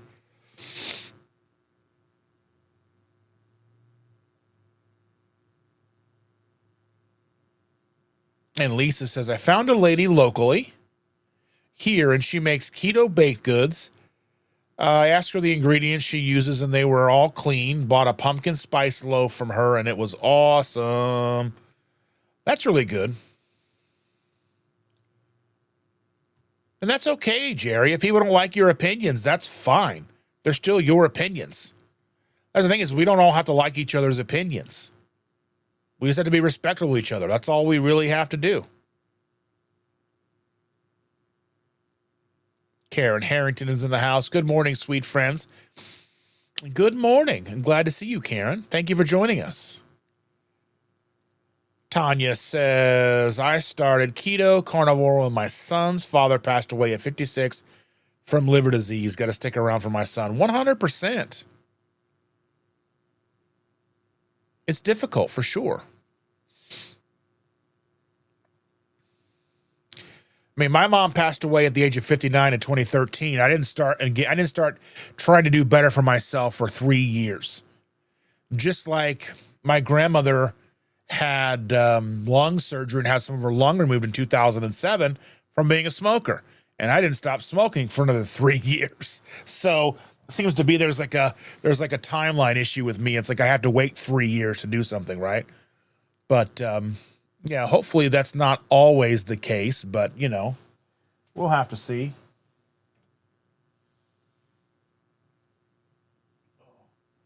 Move some stuff around here.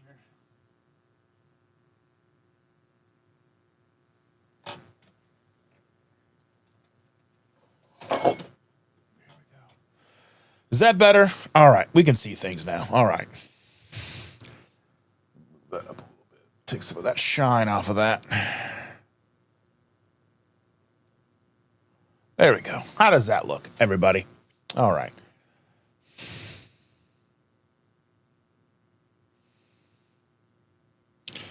Lisa says, Evelyn, since my oven isn't working, it's nice to get something that I can't bake right now. Oh, my goodness.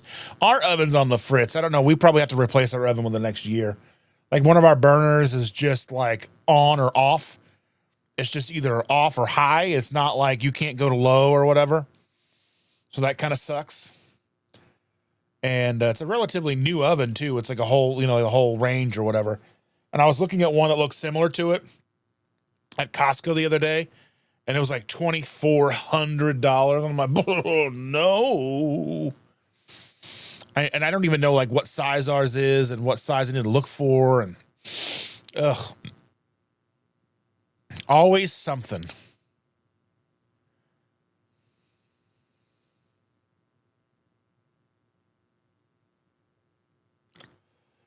Sean says, Jerry, Shell and I are both 54. We'll be 55 in a little over a month. Early happy birthday, Sean.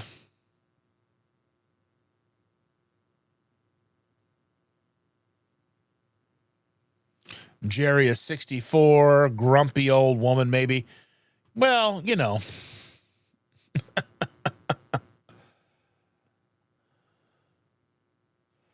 Evelyn says, well, I feel there's a huge difference in the addiction part of it. I used to love food, but Carl chased the dopamine hit that came with the sugar spike. Oh, yeah. I just like food in general. Like the texture, the flavor. I don't necessarily need like the sweetness or the, I mean, yeah, like if I have some candy, chocolate is really good. Like I can just eat chocolate, but like, I don't really care for cakes and cookies that much most of the time. With cookies, milk, that kind of stuff. I don't know. I just like food and textures and flavors, but they're not always have to be sweet.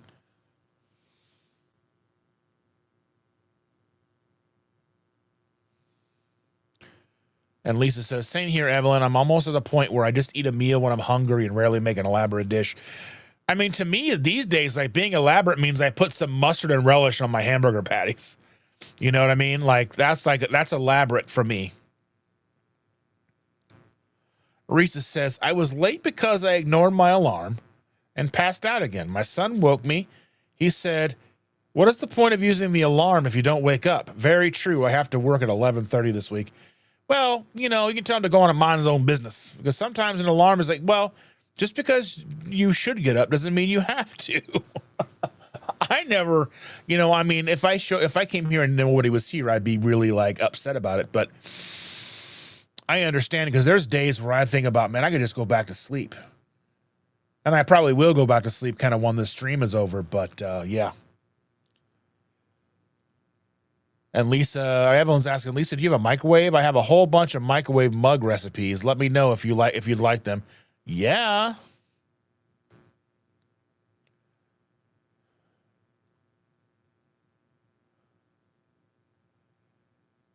Shell and I have a thing where we ask the other if we are special, and the other will say the specialist, meaning most special. I feel that. Shannon and I are like that. We have little things that we say like that as well, right?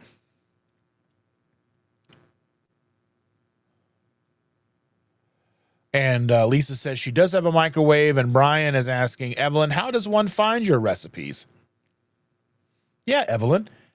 How do you find your recipes, Evelyn? Do you have a channel?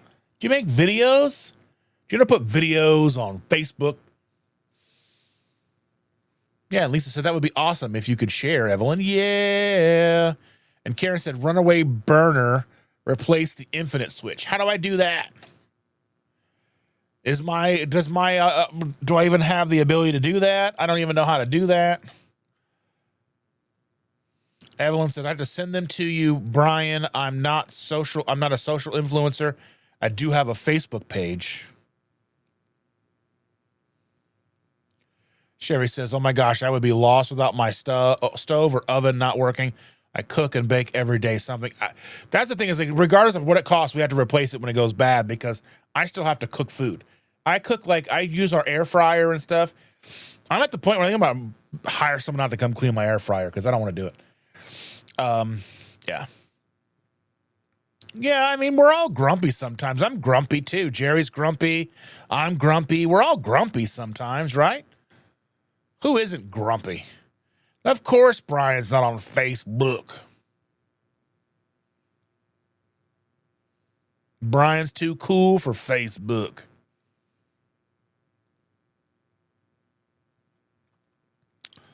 Simpson says, Jerry, that's not dramatic. Honest, mine is dramatic. Also, which is why I am solid carnivore. I know I wouldn't be alive if I stayed as I was. Yeah. And that's what's amazing about the spectrum that we have when it comes to the proper human diet, whether it's something as far towards low carb as, like just single ingredient whole foods, whether, you're tossing in potatoes, carrots, roast onions into a roasting pan and baking that all day, or you're all the way on the other side, just having steak and salt and water. You can find what works best for you. Evelyn totally needs a channel. That's right.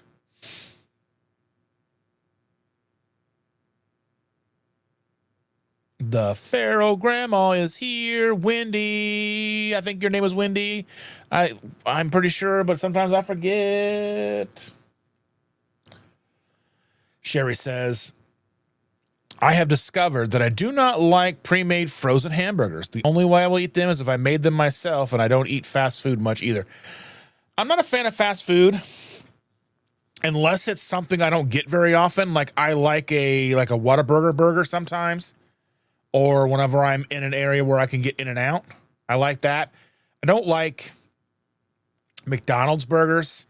Now, I'm not to say that I won't have a McDouble once or twice a year or something like that. I'm not above it. Sometimes, I mean, just the way, like McDonald's has a very specific flavor profile to taste, and sometimes it just hits the spot, but it's not something that I want all the time. I would rather just have, and yeah, burger is better. But I don't want to make my own patties. I want to try to be as streamlined and simple as I can. And I've tried out just about every burger that I can, and the Walmart burgers are about the best frozen burgers I can find for flavor. I mean, that's just how I look at it. They're delicious. I have, I think maybe 12 pounds, 6 pounds, 10 pounds of, or a bunch of different. I've got like Costco grass-fed burgers in the freezer. I've got a bunch of different brands, but Walmart is my go-to, but they keep raising the price.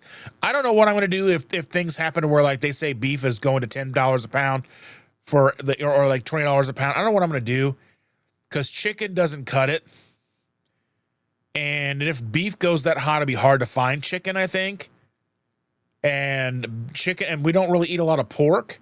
So I'm like, what am I going to do? Like, I need a contingency plan here. Like, I don't know. We'll probably have to figure out something and go and buy a cow or something to hold us over. I don't know what we'll have to do. To buy a freezer and a cow.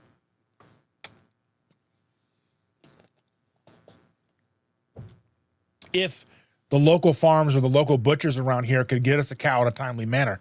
I don't know what I would do. I just don't know what I would do. Like, that terrifies me. What are your thoughts? Evelyn says, I can share them with Dustin and Cindy DeManch, they can reshare them maybe.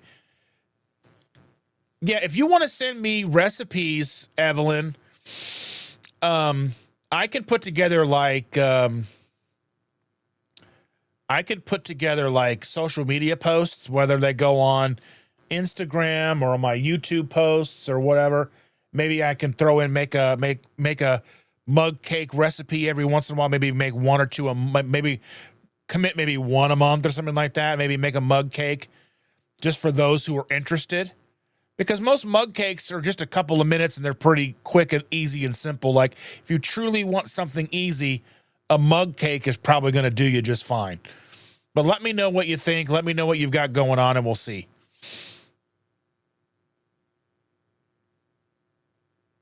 Wendy said, I was just outside petting the horses, so I'm not grumpy. And Risa says, I have fast food maybe twice a year.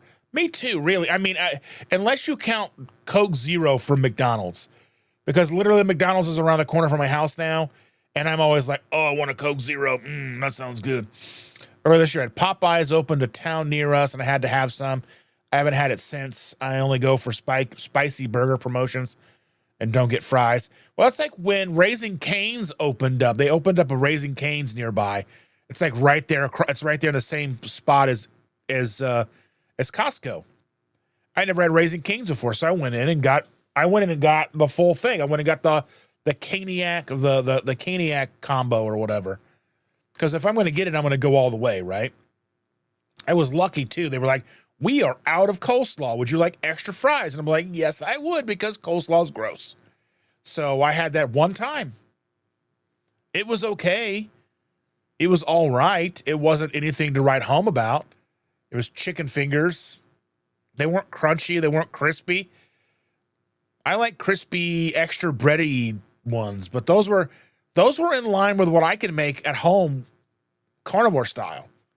I have a batter for chicken fingers that's made out of eggs, gelatin, and Parmesan cheese. The recipe video that I have up utilizes oat fiber flour, but I have subbed the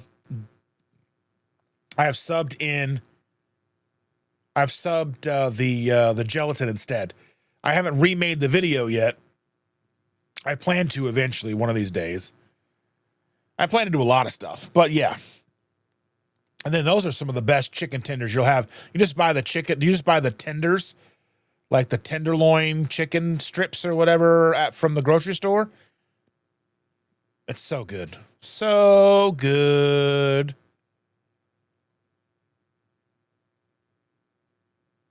And Terry says, I feel like we are the genesis of really knowing what foods are healthy.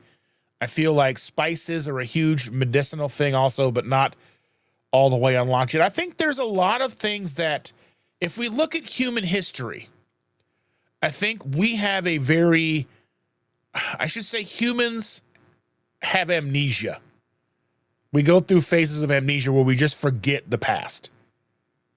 We go through long stretches where we know things and then we just forget them. Like, if we look at the fact that Roman concrete is still standing, the concrete in Rome is still standing, yet you could probably go down to your local interstate that they just refurbished within the last 10 years and see that it's crumbling.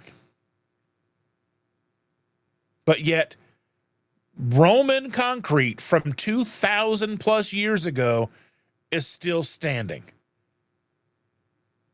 But the refurbished overpass down the street from your house is falling apart. I look at the same thing with nutrition. Nutrition is sort of the same thing. We knew things 10,000 years ago that we don't know now. We knew how to utilize plant. Like, I think there's been a huge kind of push by pharmaceuticals, by doctors, by, just the media in itself, that the idea that you can't heal with herbs and things. Now, are you going to cure the plague with that? No. But I mean, there were things you could put on the skin to make itching go away. There's things like to help with cough. There's a lot of things we couldn't do, but there was a lot of things we could do. And we've forgotten that. And we just throw all this stuff in there into our bodies now. We forget things. We have very short-term memories.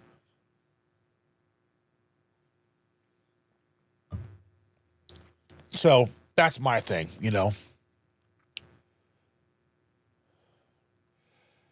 Oh, you didn't take the horses any carrots or apples? How rude. Oh my goodness, Wendy. Oh.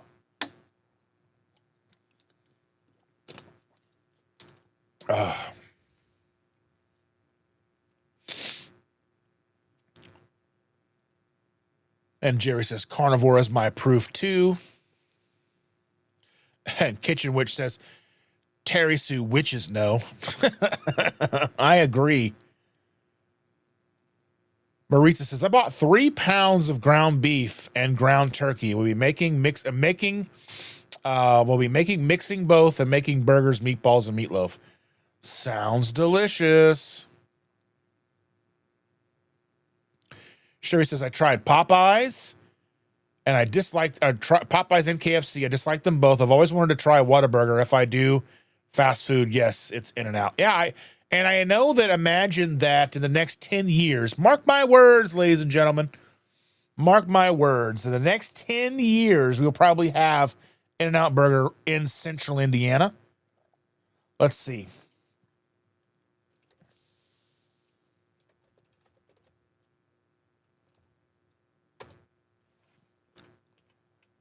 Let's take a look and see when.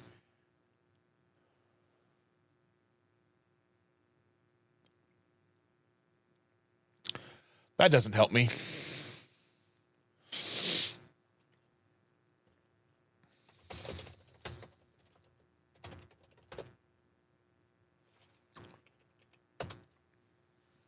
Asking, when does In-N-Out open in Tennessee? In-N-Out is planning to open its first Tennessee restaurants in early 2026, with some specific locations in the Nashville area expected to open by the end of 2025.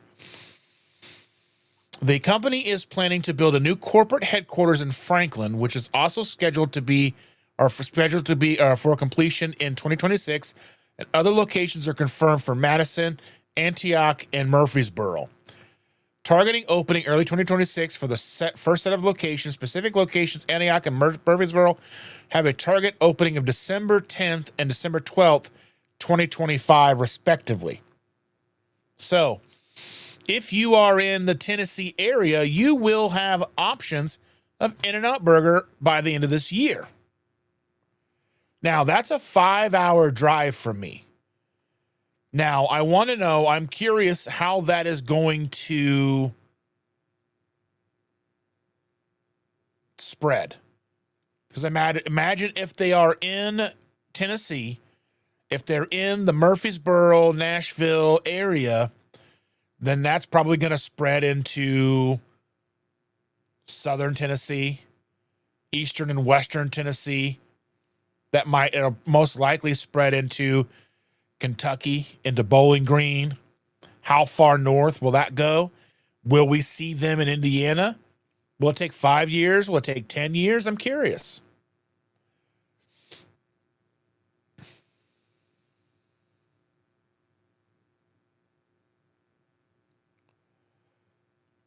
Lisa's going to shower and get ready for church. And Simpson says, I agree about the pre-made burgers. I think they have chemical taste to them. I don't have that issue, really. At least not to me, anyway. Terry says, In-N-Out was the first chain that actually started making bunless burgers. They are good at keeping up. I'm shocked that they haven't gone tallow fries. That must be a scary business decision. I imagine that they probably will, because they seem to be kind of on that side of things. I don't know. We'll have to wait and see.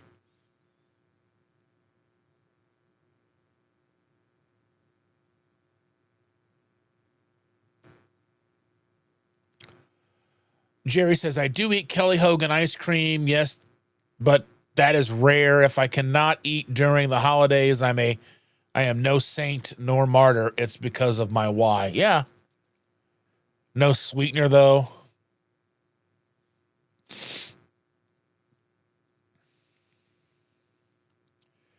Yeah, Sean says that's a good idea for a short. Dustin, put a few of Evelyn's recipes on screen with a little background music.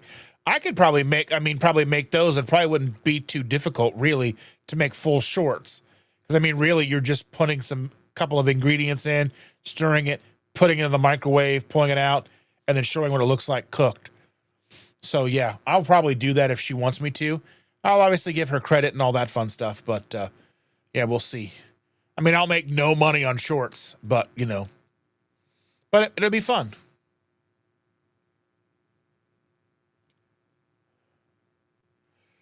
Tanya says, went full tallow fryers at work. It has been well received. So my question, though, is so one of the things that French fries and such, like when you're frying French fries, because vegans like French fries, vegans aren't going to want to eat French fries fried in tallow. So, and I'm not saying, and I'm not saying that, like, we really should be like looking out for vegans, but they are people too, and they do have a wallet. They do have a wallet, and they can make decisions with that wallet. And generally, I imagine most places that are willing to switch to full tallow probably aren't overly concerned with the vegan population, but it's still something that I'm curious about. Like bigger chains like McDonald's may be difficult for them to switch over or switch back to tallow, because when they did go tallow, when they did switch away from tallow, veganism wasn't even a thing. Vegetarianism was something that people even thought about, but it has become something that people think about now.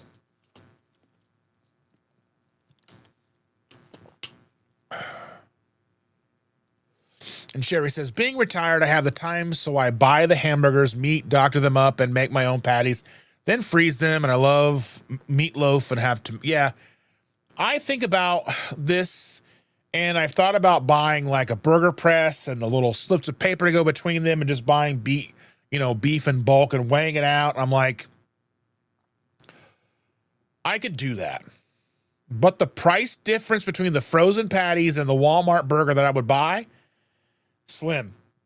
There's a very small margin for the amount of work that it would take. And I'm already kind of feel like I don't have enough time to do everything that I want anyway.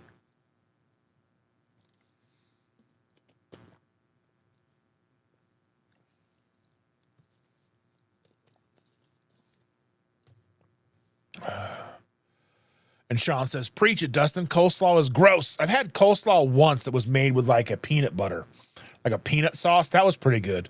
I'm just not a mayonnaise person. Terry says, I think I get a fillet of fish, fries, and Diet Coke craving every 2 months. I'm sure watch the price of that duck food go up substantially over the years. Our workers make $20 an hour. And I mean, really, they should. And I know that might be something, I think people deserve to get paid for what they do. And, like companies like McDonald's make billions of dollars a year and pay their people very little. And I mean, realistically, it's probably for the best. I think that the idea that fast food is no longer cheap and affordable is probably better for us, because it means that it makes us kind of question, should we be doing it or should we be cooking at home? Because if you can get if going and getting fast food for a long time was cheaper than buying something and cooking it at home. I mean, realistically, there was a time where the idea of like cooking at home versus buying a bag of Taco Bell, it didn't make sense. I would have to go and I'd probably spend more than $20 to make a meal that would last a couple of nights with leftovers. Or I can go and spend $20 at, Taco Bell or whatever. Now, I mean, you can go and you can buy some roast from Costco, buy a couple of big roasts, sear them on both sides really well. Throw them in the oven with some potatoes, some carrots, if your kids want that stuff, some onions. You can probably cook 4 pounds of roast and feed a whole family, right? And then have some, then you can have whatever else you want to go along with it, right? You don't always have to have the carrots and potatoes, but the onions, I think, go really well. But I'm just curious. Like, I think that employees at fast food restaurants getting the money they deserve, because if you think about it, and I've looked at the economics of it, like back in the day when like a waitress made, minimum wage, she could still afford to have an apartment and have a kid and raise a kid and afford to live. But you can't do that now. I mean, our kids with 2 full-time jobs making over 20 some dollars an hour have difficulty trying to make ends meet. So I think, there's a major misconception now that people are being paid too much when really no matter, even for Shander and I, we're like one catastrophe away from being screwed. And she makes, what she makes? She makes a nurse's wage, a very good nurse's wage. And so it doesn't matter how much we make. We're all not that far away from total catastrophe, financial catastrophe, right?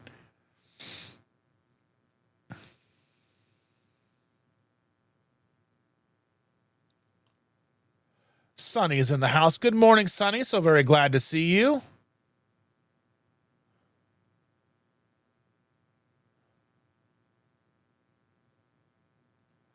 And Simpson said, if you make products that stand to the test of time, you'll be out of business. I don't think that that's necessarily the case. I think we've just gotten to the point where we're so used to products only lasting a certain amount of time because we want to upgrade. There's always going to be people who upgrade every few years, regardless of if it's going to last a long time or not. And Sherry says, yeah, Simpson, that's the chemical taste that is what turns me away. Thinking about it perhaps was the problem all along, and I used to not eat meat or beef anyway. I have always eaten chicken. Yeah, I feel that.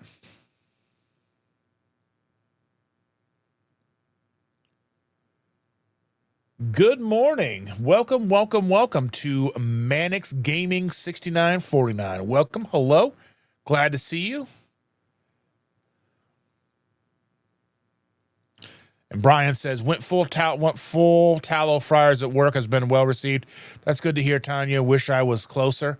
And where do you work, Tanya? I can't remember. I think you work at an actual restaurant, like a single, not a chain, right? I can't remember what you were saying. So Tanya said, Jerry, it took 2 years to convince some higher ups, but I did it. So happy to not be killing my people. Yeah.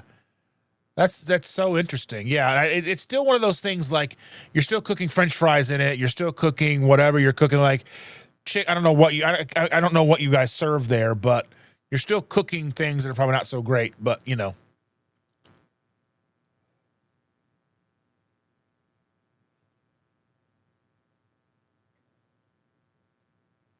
Risa says, I wish we had In-N-Out. I heard they are maybe opening one in Manhattan at some point. I'll hightail to NYC. But I know they're going to be opening them up in, I know they're, like I just said, and they're coming into Tennessee. I'm not sure where you are, Risa. Kitchen Tanya says, I would love to feed all of you. Yeah, I want food. I like food. Food's delicious. Yeah, takes back to using beef tallow. Yeah. Brides, biscuits in the house. Late start today. Good morning, all. Sup, fam? And Tanya's looking forward to Jerry's ranty live today. Jerry's gonna rant. And Sean's telling Brides Biscuit that you missed all the good music talk earlier. The question: stuck on an island and only one band to listen to. Who would it be? Risa says, for me, REM is one of my desert island band. That's a band I wish I could have seen live, but they kind of they stopped touring shortly after they released Monster. They went on that Monster tour or whatever and basically kind of just stopped. I think that's when they stopped touring, was right after they released that Monster album. Like right in the mid-90s. They're like, we're done.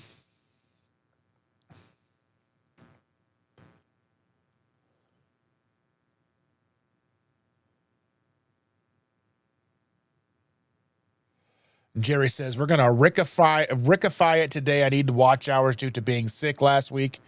Yes. Brian's Biscuit says, oh, music, that's my time to shine.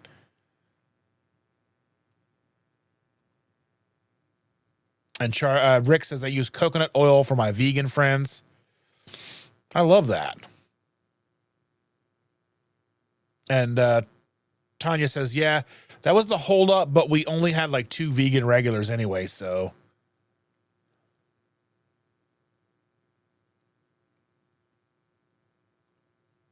Jerry says, only human beings are the first to spray crops with pesticides to keep insects from eating it, yet we go ahead and make a salad to eat.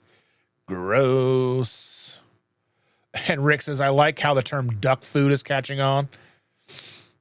Learn to cook on the road. Juliet Edens is in the house. Good morning. She just woke up. Well, welcome. Jerry says, Tanya, I only posted the 1 hour cooking live I'll be doing today between 5 and 6 because I don't want to step on Amy's live that she is doing a cooking video tonight too.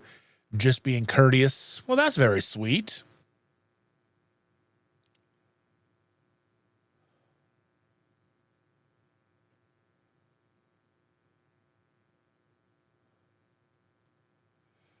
And Bryce Biscuit said the income equality study by economists have likened disparity today as the most closely resemble the age of the pharaohs.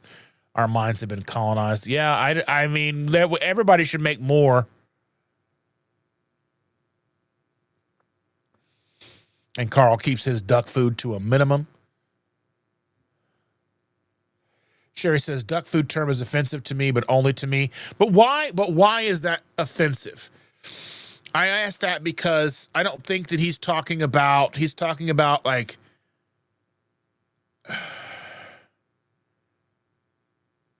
yeah, I don't understand. I mean, I understand that you're more vegetarian and your way of life, but I don't think that I mean, duck food, he's talking more about like the junk side of things in my opinion. Like, I don't know, bread and crackers and all that stuff. I don't know. Just curious. Evelyn said, I found a new appetizer at a local place Friday night. I went. It was a chicken chunk wrapped inside of jalapeno with bacon wrapped around it. It was yummy. No breading. I had 2 appetizers for my meal. That sounds interesting. I like it. I'll allow it.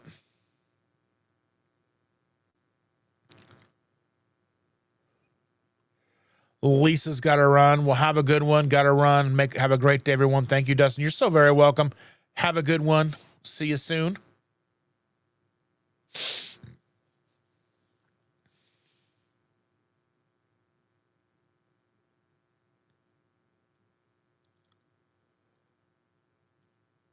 So, Evelyn, you think duck food is offensive too? Why? I want to understand. So help me understand why it's offensive. I mean, I just don't. I mean, I know it's a silly thing to. I mean, I just want to know. I'm being serious here. I want to know.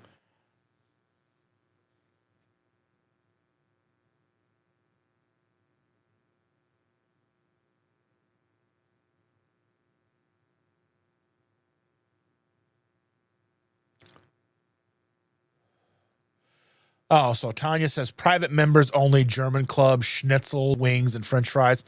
Oh, that sounds good.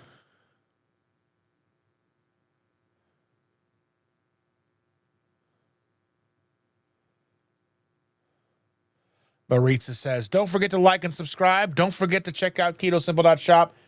Help out the channel, whether it's purchasing something from Keto Chow Salty, looking at the wish list or the registry for the new baby that's coming. Again, thank you so much to Sean for helping us out and having something sent to us. That's greatly appreciated.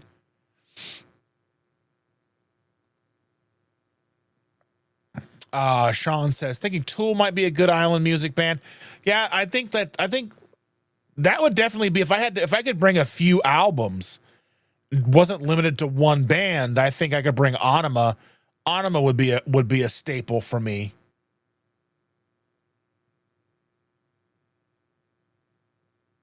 That would be an Anima would be a staple for me, the Tool record, yeah.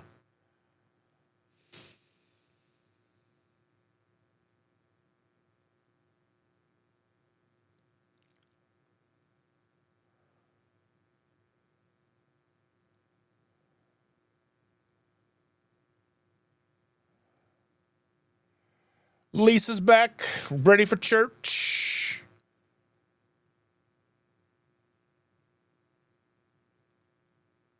And Shared Nevada Pep says, I always thought Rick was just meant by vegetables and fruits. Explain.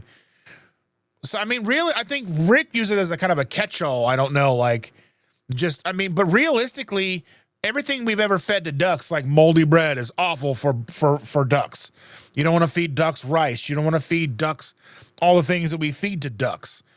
I just think it kind of it's a catch-all for a lot of things that we probably shouldn't be eating a lot of in our diet.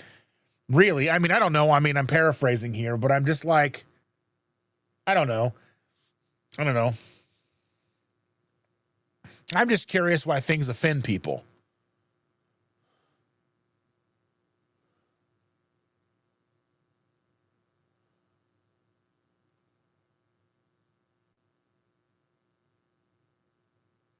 Oh, so Tanya says, Brian, oh, well, yeah, we let anyone join if they want.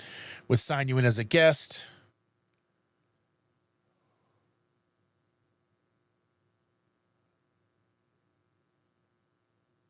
Terry says, ducks will eat anything pretty much, and that's why the term duck food is perfect for anything I don't want to eat. And Bride's Biscuit says, my desert island pick would be Johnny Cash, Bjork, Skinny Puppy, Bad Brains, Alanis Morissette, Underworld, Rachmaninoff. But it came down to one band. You had to choose one group with their discography. What would you choose? And Evelyn says, you're labeling the food people eat as only good enough for ducks. I eat vegetables and other foods that carnivores don't eat, and I'm not a duck. Well, I mean, nobody here's a duck. And I think a lot of foods that get fed to ducks isn't good for ducks. So realistically, we shouldn't be feeding it to ducks. I don't know. I just kind of think like, it's just like, to me, it's just a silly thing that he says. I mean, but he eats ducks. So I don't know.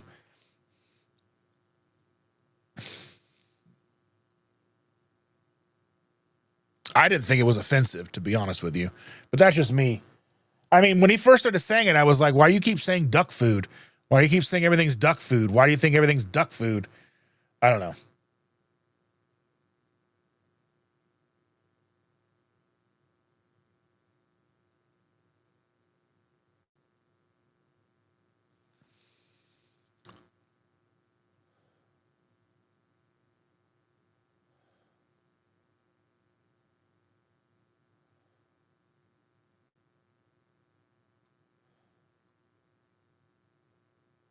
Yeah. Tanya says, yeah, you can only pick one. You can only pick one band.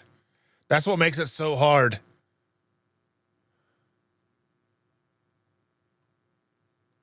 And Sherry says, I think the reason why I always thought Rick meant fruits and veggies is not just the breads and pizzas is because he always makes some kind of duck food comment. Well, I mean, he makes duck food comments about everything that he could. The only thing he eats is meat. So he thinks everything outside of meat is duck food. But I don't really think that that's necessarily like offensive because it's just what it's his perspective. But I mean, he's not telling you not to eat it. I don't know. Because when Rick first started coming into the channel and being around, I was always wondering, I thought he was kind of an asshole, but I mean, I don't think he means anything in a derogative manner, really. He has a way that he eats and we have ways that we eat. And I don't know. I never really thought the idea that him using the word duck food was offensive.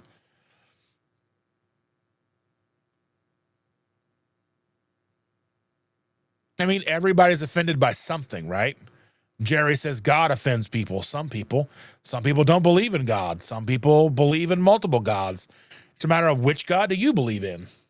Because God is God, right? Which one's yours? That's the question. So, I mean, that question offends people. So, I mean, everything offends people. Primitive fear mom. I was like, wait, primitive farm mom? I'm like totally messing up this whole. I'm like, primitive fear mom? I'm like, what's happening? I had to take a second here and read it. I'm like, primitive farm mom. There we go. Cassandra Ria's in the house. Good morning. Glad to see you. Woo!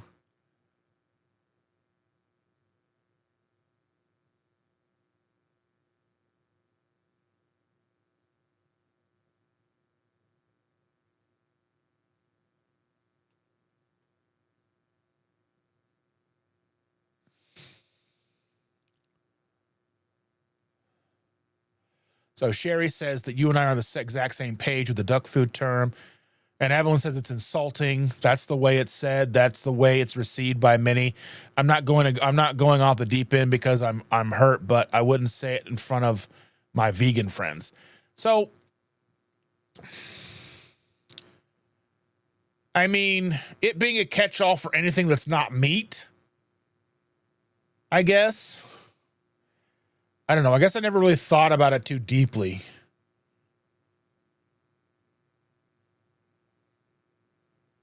I don't know. I don't know if that changes how I look at it or not. I don't know. I had to think about it.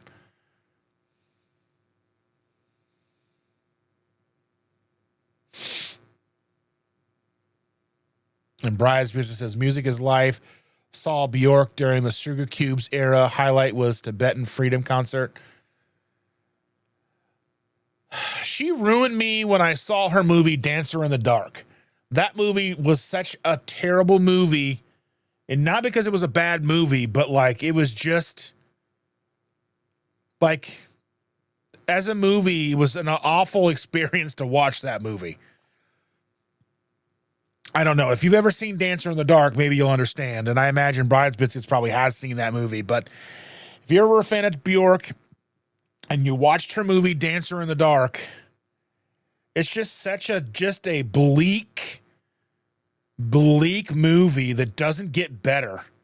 It just gets worse all the way through the end. It's like, oh my God, it's like depression in a movie. I don't understand. Like, I can't.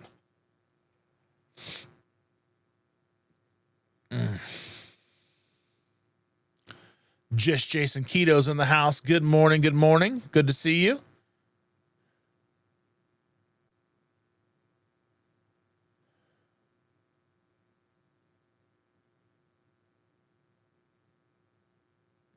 And Sherry says, but now I look at all the people that comment duck food all the time.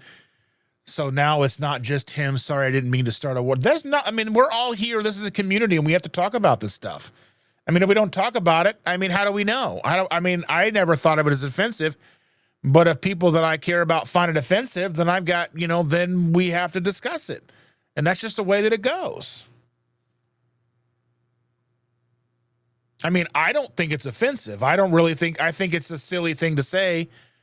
And I mean, it's a silly thing to say, it's like as a catch-all for anything that's not meat or whatever, duck food. But like, I don't know. I mean, I can see how it could be offensive, but I don't find it personally offensive. I don't know. Offensiveness and like what you find offensive is very personal. Like it's a very personal thing. Like people find things offensive that doesn't bother me in the slightest, and things that I find offensive, people are like, why do you find that offensive? And I do. And it's a very personal thing. And I just like, that's just one of the things that doesn't necessarily bother me, but I want to know if it does bother others. Does that make sense?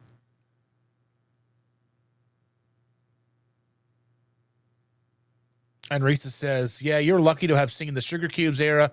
I regret not going to seeing them. I never saw REM either. It was always a regret. I only picked them because their sound changed through their career. Yeah. Have a good one, Sherry. Glad you were here, dear.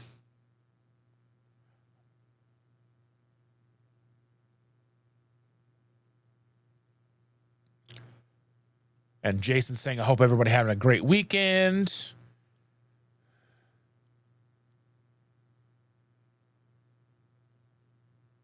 Terry says we could use pig food. Pigs eat everything. Pigs eat people. You watch was that not Tombstone, but the HBO series with Oliphant and McShane, Deadwood. Those pigs eat a lot of people. And Bryce just says, Dancer in the Dark is one of my favorite movies of all time. It's also the movie I've only seen once and will never see it. Exactly. I could never watch that movie. I couldn't sit through that again.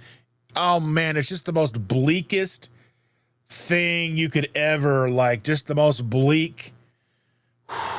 Yeah. That movie is awful. It's like a great movie, but awful at the same time. I watched it in the 90s. Or maybe it might have been the 2000s. I don't know when it came out, But we watched it, and I'm just like, what did I watch? Why? It was just the worst. Like, man. Jerry says, okay, yesterday started the deer hunting gun season, so I put out a frozen bag of organic mixed fruit for the deer. Should I start saying deer food?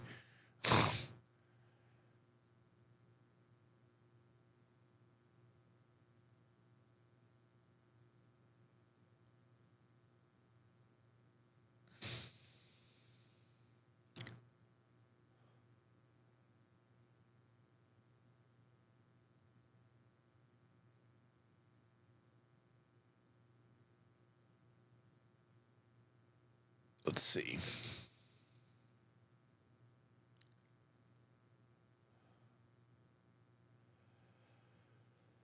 Oh, yeah. Terry says pig food sounds offensive. Duck food sounds cute. Yeah, chickens eat anything and almost anything. Like if yeah, I mean, chickens would eat us if they were bigger.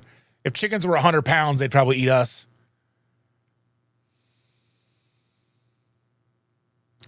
Just Jason Keto gifted 1 Keto Symbol membership and then went to my good friend Bruce Lombardo. Fantastic. I'm glad to see that Bruce got that. Welcome to the morning regulars, my friend. Thank you. Thank you for that donation, Jason. Truly appreciate that very much.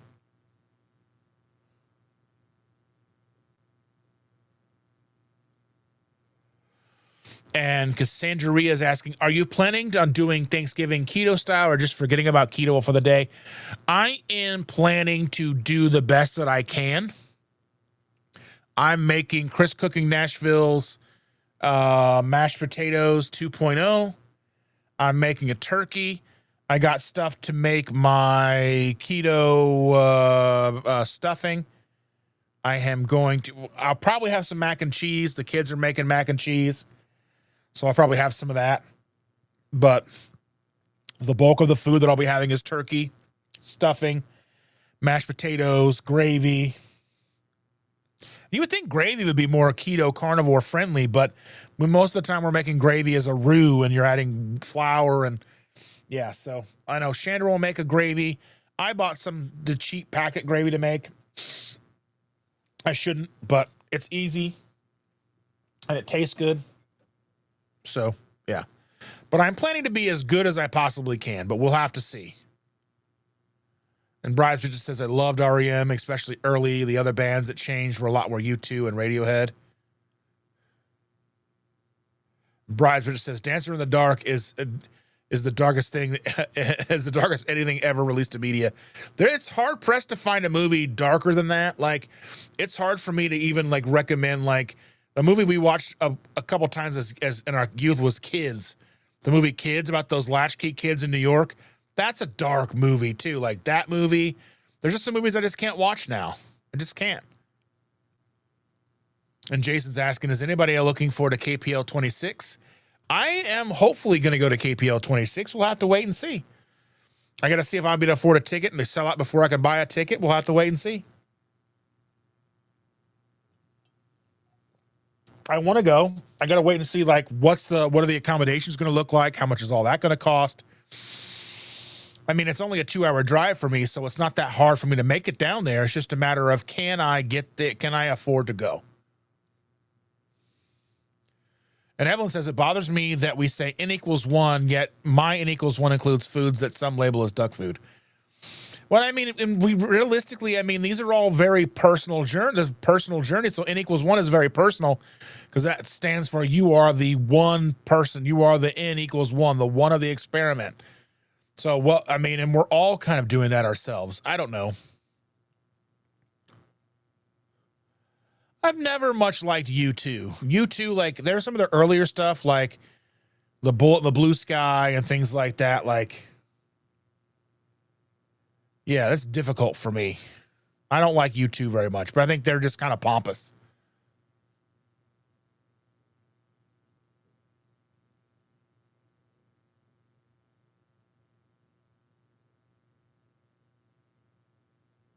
And Evelyn says, yes, Keto Palooza 26. I am hopefully going to be able to make it and have a good time there. We'll have to wait. It's a year out. So, and I haven't even heard anything from Autumn. She's not doing live, so there's no way to ask questions. And I know like there's going to be, it just has a different feel to it than previous KPLs. Like I knew when, because she was very involved in the community and we could ask questions and it doesn't seem real yet. I think that's kind of where I'm at. It doesn't seem real. Like I know we're going to do it, but then there's like the idea that that 2KK won't be there. They're doing their own thing. What's it going to look like? Who's going to MC? What are the speakers going to be? There's a lot of unknowns and it doesn't feel real yet. Does that make sense? And Terry says, we don't need to watch dark stuff. We already live in a crazy dark world. I think we live in a great, beautiful, bright, sunny, fabulous world that dark stuff happens in. But I think when we watch a movie like Dancer in the Dark, it just is that feeling for the entirety of the movie. So the 2 hours or hour and a half, 2 hours of the movie is you're dictated by that. But I think, yes, there's a lot of bad going on in the world right now, but there's a lot of good too. And I refuse to think that we're too far gone or the world is so bleak. Risa says, I'm making 0 sugar cranberry. I am making my mom's stuffing, but I used hearts of palm for the potatoes already prepped. Turkey wings, veg, depends on if I have a day off or not. Sounds delicious. Hanging out with Jen is here. Better late than never. Late, but still wanted to say, hey, y'all. Well, I'm glad to see you. I haven't been able to drop into Barbara's lives in a while. I need to go there. If she's live tonight, maybe stop by. Well, I don't know tonight. We'll have to wait and see. Usually probably go to bed a little earlier on Sunday. Well, maybe. We'll have to see. Sherry says, I haven't left yet. We're all sitting here having a little war back and forth about the term duck food. And Rick is being quiet as could be. Rick, please explain. Then maybe I won't be offended. He may not even be listening anymore. I don't know, to be honest with you. I don't know. There's no way for me to tell who's here by like listening and who's gone. I can see how many people are watching, but I don't know individually. Like I know there's 28 people on YouTube, 39 people on X, and one person watching on Rumble.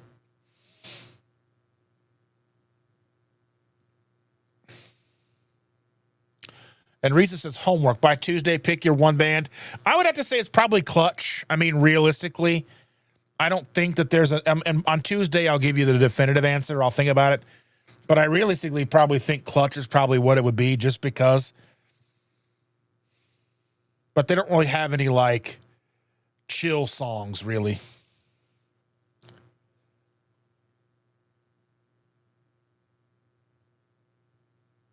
And Bride's just said, yeah, oh my God. Oh yeah, Kids, so messed up. That would be my top 5 darkest. Harmony Korine, who did Kids, also did Gummo. And I've not seen Gummo before. There's some like dark comedies out there too, like Happiness. That movie's messed up. The ending of that movie's crazy. Yeah. I used to watch a lot more movies than I do now. I've seen some pretty dark offerings, just movies like, then there was a movie Melancholia that came out in like 2010, something like that. When did that movie come out?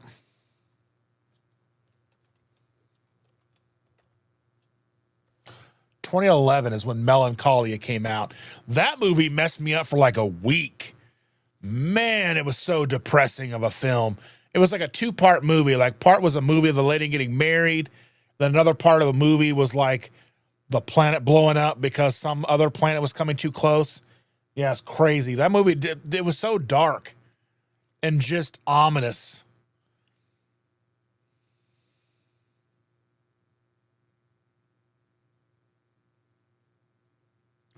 And Bridesmaid says, nope, I like U2's first 3 albums the most.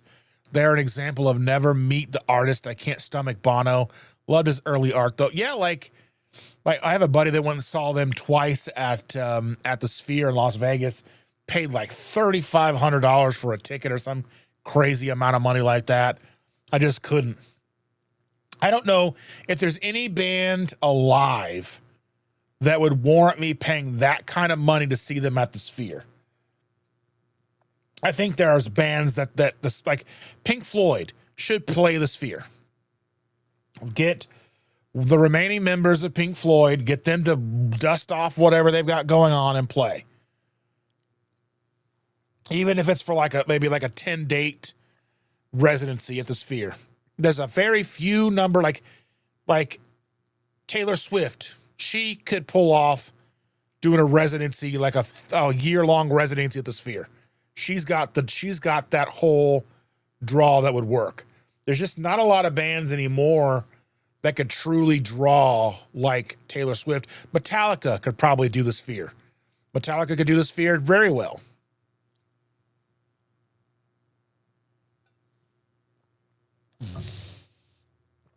But yeah.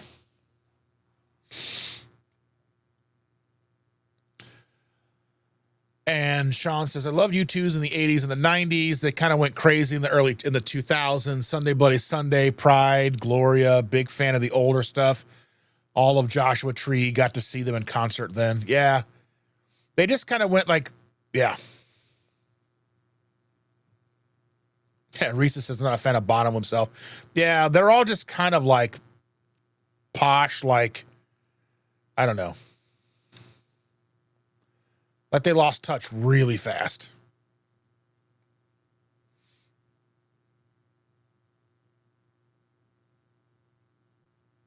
Yeah, Jason said totally until the details drop. Totally until the details drop. I guess it's just hoping that it will be worth going. I don't know. It's the timing is just so bad with the 2KK cruise stuff going on that week and Keto Palooza being the same week. There's so much. There's going to be people obviously who can't go on the cruise, and then there's people I would love to have at KPL who are going on the cruise. So we'll have to see. We'll have to see how it goes. I think for so many of us, I think we figured that they didn't do Keto Palooza 2025, that it was just done. I figured she switched channel formats. I thought that she was just going to be done. I didn't even think there was going to be a 26. So now that there is a 26, I have to wonder, and it's going to be at a different venue. It's a bit different feel, vibe, probably. We'll have to wait and see. I will probably go, just a matter if I can afford it. Hopefully I can afford it. We'll have to wait and see, I guess.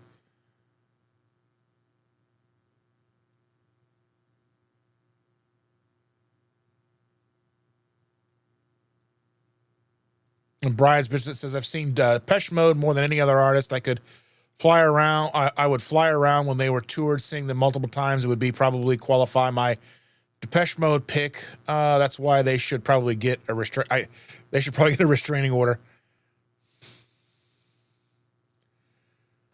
Stacy says, we are doing the 2KK cruise in 26. Oh, so fun. We had to cancel the 2KK cruises this year, hoping for a refund. Well, I hope you get a refund. I hope you don't lose out too much. We'll miss you and we'll miss you at KPL 26, but that's the thing is there's so many, I don't want to miss people. I want KPL to be what I want it to be.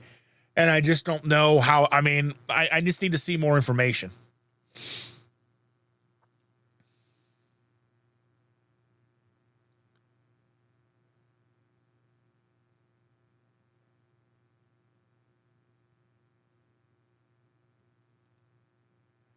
Heavy band might be Godflesh, Supergroup. I saw Pigface, and I saw Pigface with TKK and Bile in Chicago. I don't know how many years ago, and it was in the early 2000s because I had a Nokia, one of those Nokia candy bar phones, the original one about that big. And I remember I was standing next to the tour bus and I took a phone call, and people on the bus were making fun of me. I don't know who it was. I don't know. It might have been TKK. I don't know. But, yeah. I love seeing My Life with a Thrill Kill Cult. I love Confessions of a Knife. That's such a great record. And Marisa says, listen to so many different types of music, it's hard to choose. It's an impossible choice, really. Jason says, okay, just got to go. Actually, something done today. Great week, everyone. Happy Thanksgiving to all my U.S. friends.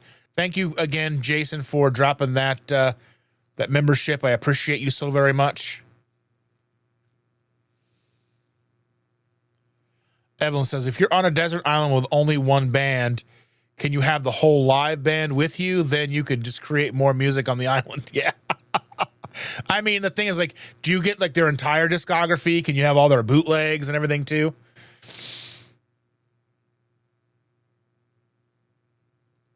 Tanya says mine is Dax Riggs. Been in many bands and solo. He has my heart. I don't even know if I know who he is.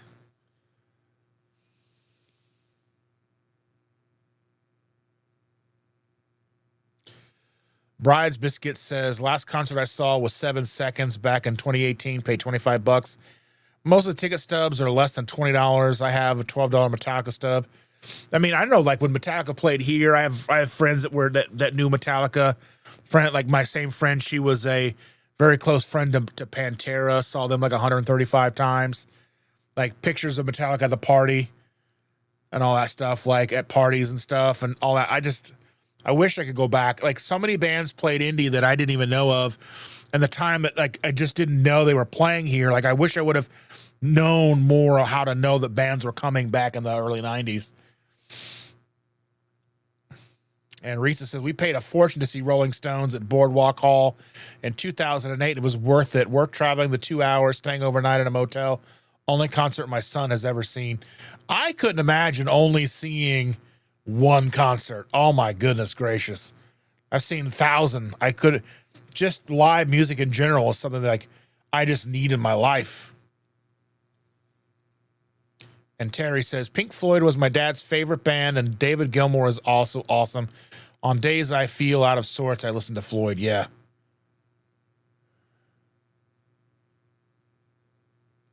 Tanya says, Metallica was my first concert. I was 16 years old.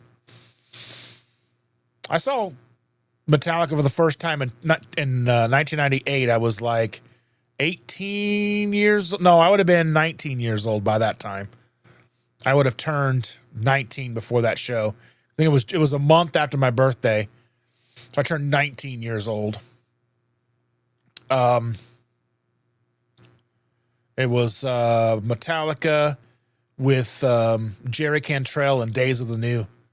And funny enough, that show there was a little side stage and there was a little band playing called Burn It Down, and actually became friends with all of them, and really good friends with the drummer and the bass player. I had gone to my high school, and my friend had married his sister later on in life. Yeah, it was weird. And yeah, then they went on to be all these other bands like Burn It Down, and then there was the Gates of Slumber, Amongst the Swarm, About the Fire, all these amazing bands. Yeah.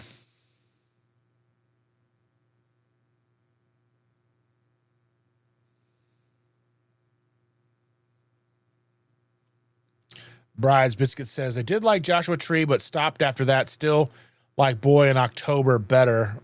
Blood Red Sky also. I'm weird, I know.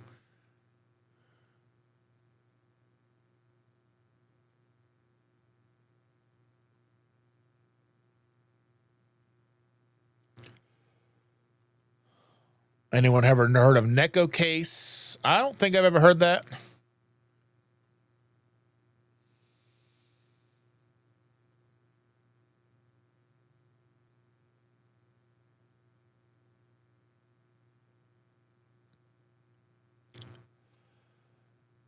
Stacy says, I've never watched much TV or movies since 1990. I've gone to 2 movies. Less knowledge about all the music you talk about. No interest. I have multiple channels running in my head already. I'm crazy. Well, we love you anyway. Terry Grover says Bile. Yeah, there was a band that Bile. They had they had the song "Snap Your Fingers, Snap Your." No, was that Bile? Let's see. That Bile played. Was that right?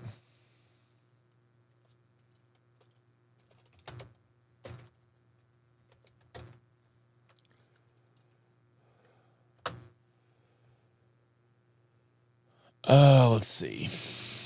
They're an industrial band. They formed in 1992.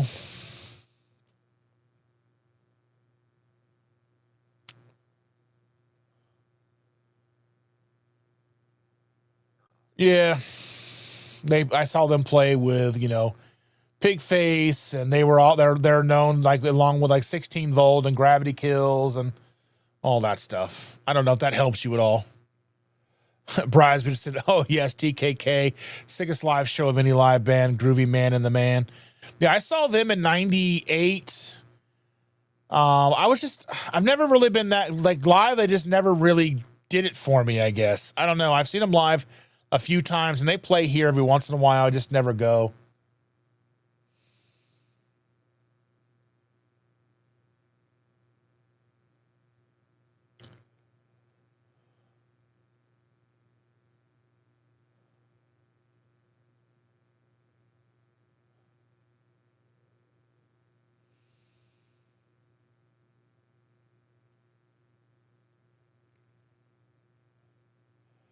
Risa says, Dustin is going to a second concert tomorrow night with a good friend. Have never heard of the band.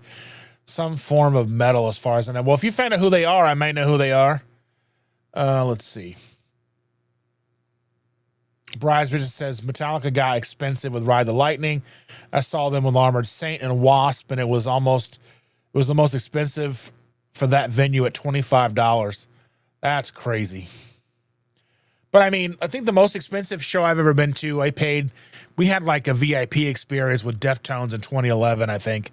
It was like $150. But we got in early. We got a lanyard, a big poster, like a signed autograph stuff, a signed autograph set list. We saw like do sound check. They played 2 sound check songs, that kind of stuff. That was good. And Bryce Biscuit says, I saw Metallica for my second concert when I was 15. It was pre-Kill 'Em All and pre-Kirk Hammett. Oh, my goodness. Modest Mouse is okay. I don't really know much about them. I just know like whatever their radio songs are, but I've never like listened to them.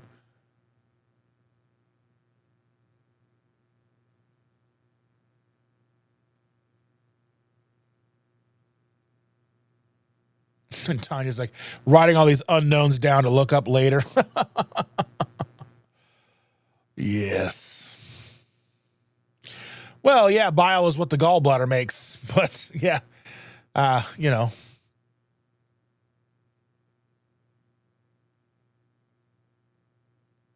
Yeah, and then TKK still tours. Yeah, they still tour. It's weird. It's like I've seen KMFDM a few times. I think I've seen them 3 times.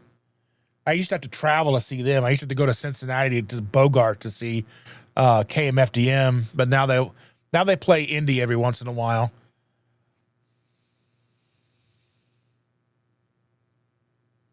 Lisa says, my very first concert was in 2020, and I went to see John Mellencamp. I've never seen John Mellencamp, but I remember it was one of the first things that I truly loved as far as music with Hurt So Good.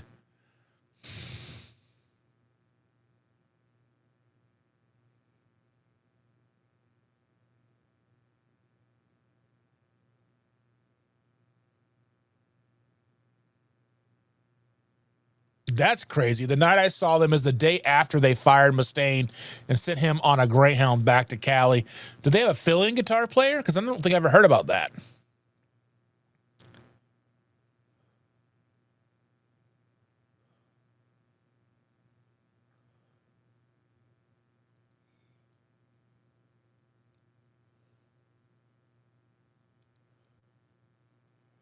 Yeah, I remember the whole MDFMK stuff. Like, yeah, and Pig and all that stuff. Then like Sister Machine Gun and who else? Velvet Acid Christ, Hate Department, getting into like all the super industrial stuff. Maritza says the only metal concert I went to was Ozzy Osbourne, Korn, and 9 Inch Nails. I've seen Ozzy a bunch. I saw Korn a bunch, 9 Inch Nails once. Terry's not a metal fan. Maybe the closest would be Alice Cooper. I've seen Alice Cooper once.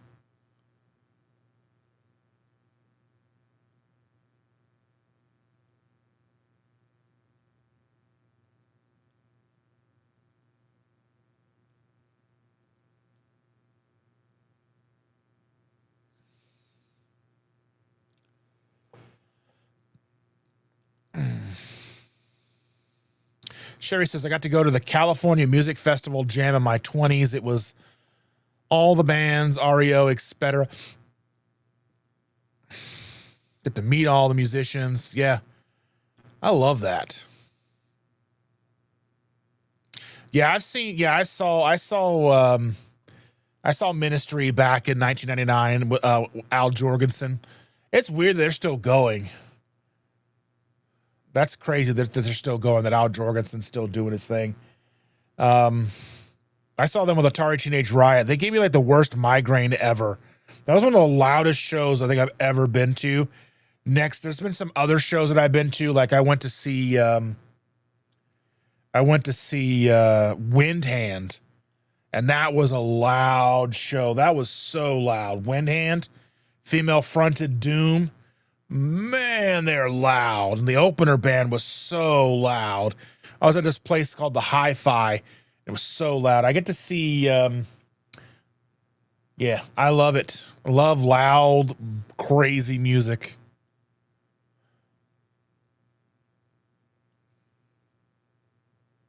I saw Jewel live once. Who will save your soul? No, not Jewel. I didn't see Jewel. I saw Lisa Loeb. Lisa Loeb with Dweezil Zappa.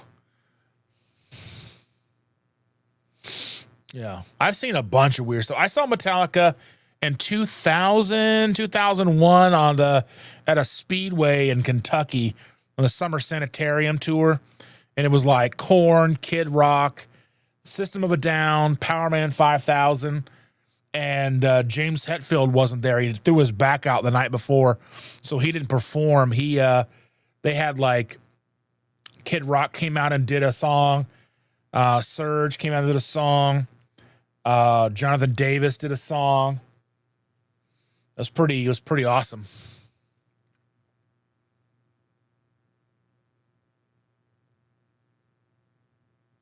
Loudest would be Manowar, Motorhead, Venom with Metallica. Like, yeah, I think those are so. Metallica, I don't remember them being all that loud, but I've seen them only outdoor arenas. I've never seen them indoors.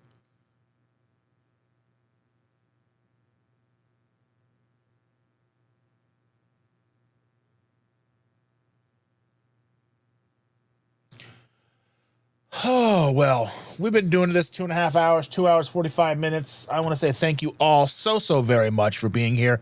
Thank you so much to Sean again for donating stuff to the baby. Thank you for Jason for the membership purchase. Thank you all so much for being here, sharing your love, your life, your experience with all of us. And I truly appreciate each and every one of you for spending your Sunday morning with me. It truly means the absolute world to me, and I hope to see you all again soon. We'll be back Tuesday morning, Shannon and I, and with that, just know that I love you, and I'm excited to see you again, and with that, here are the credits.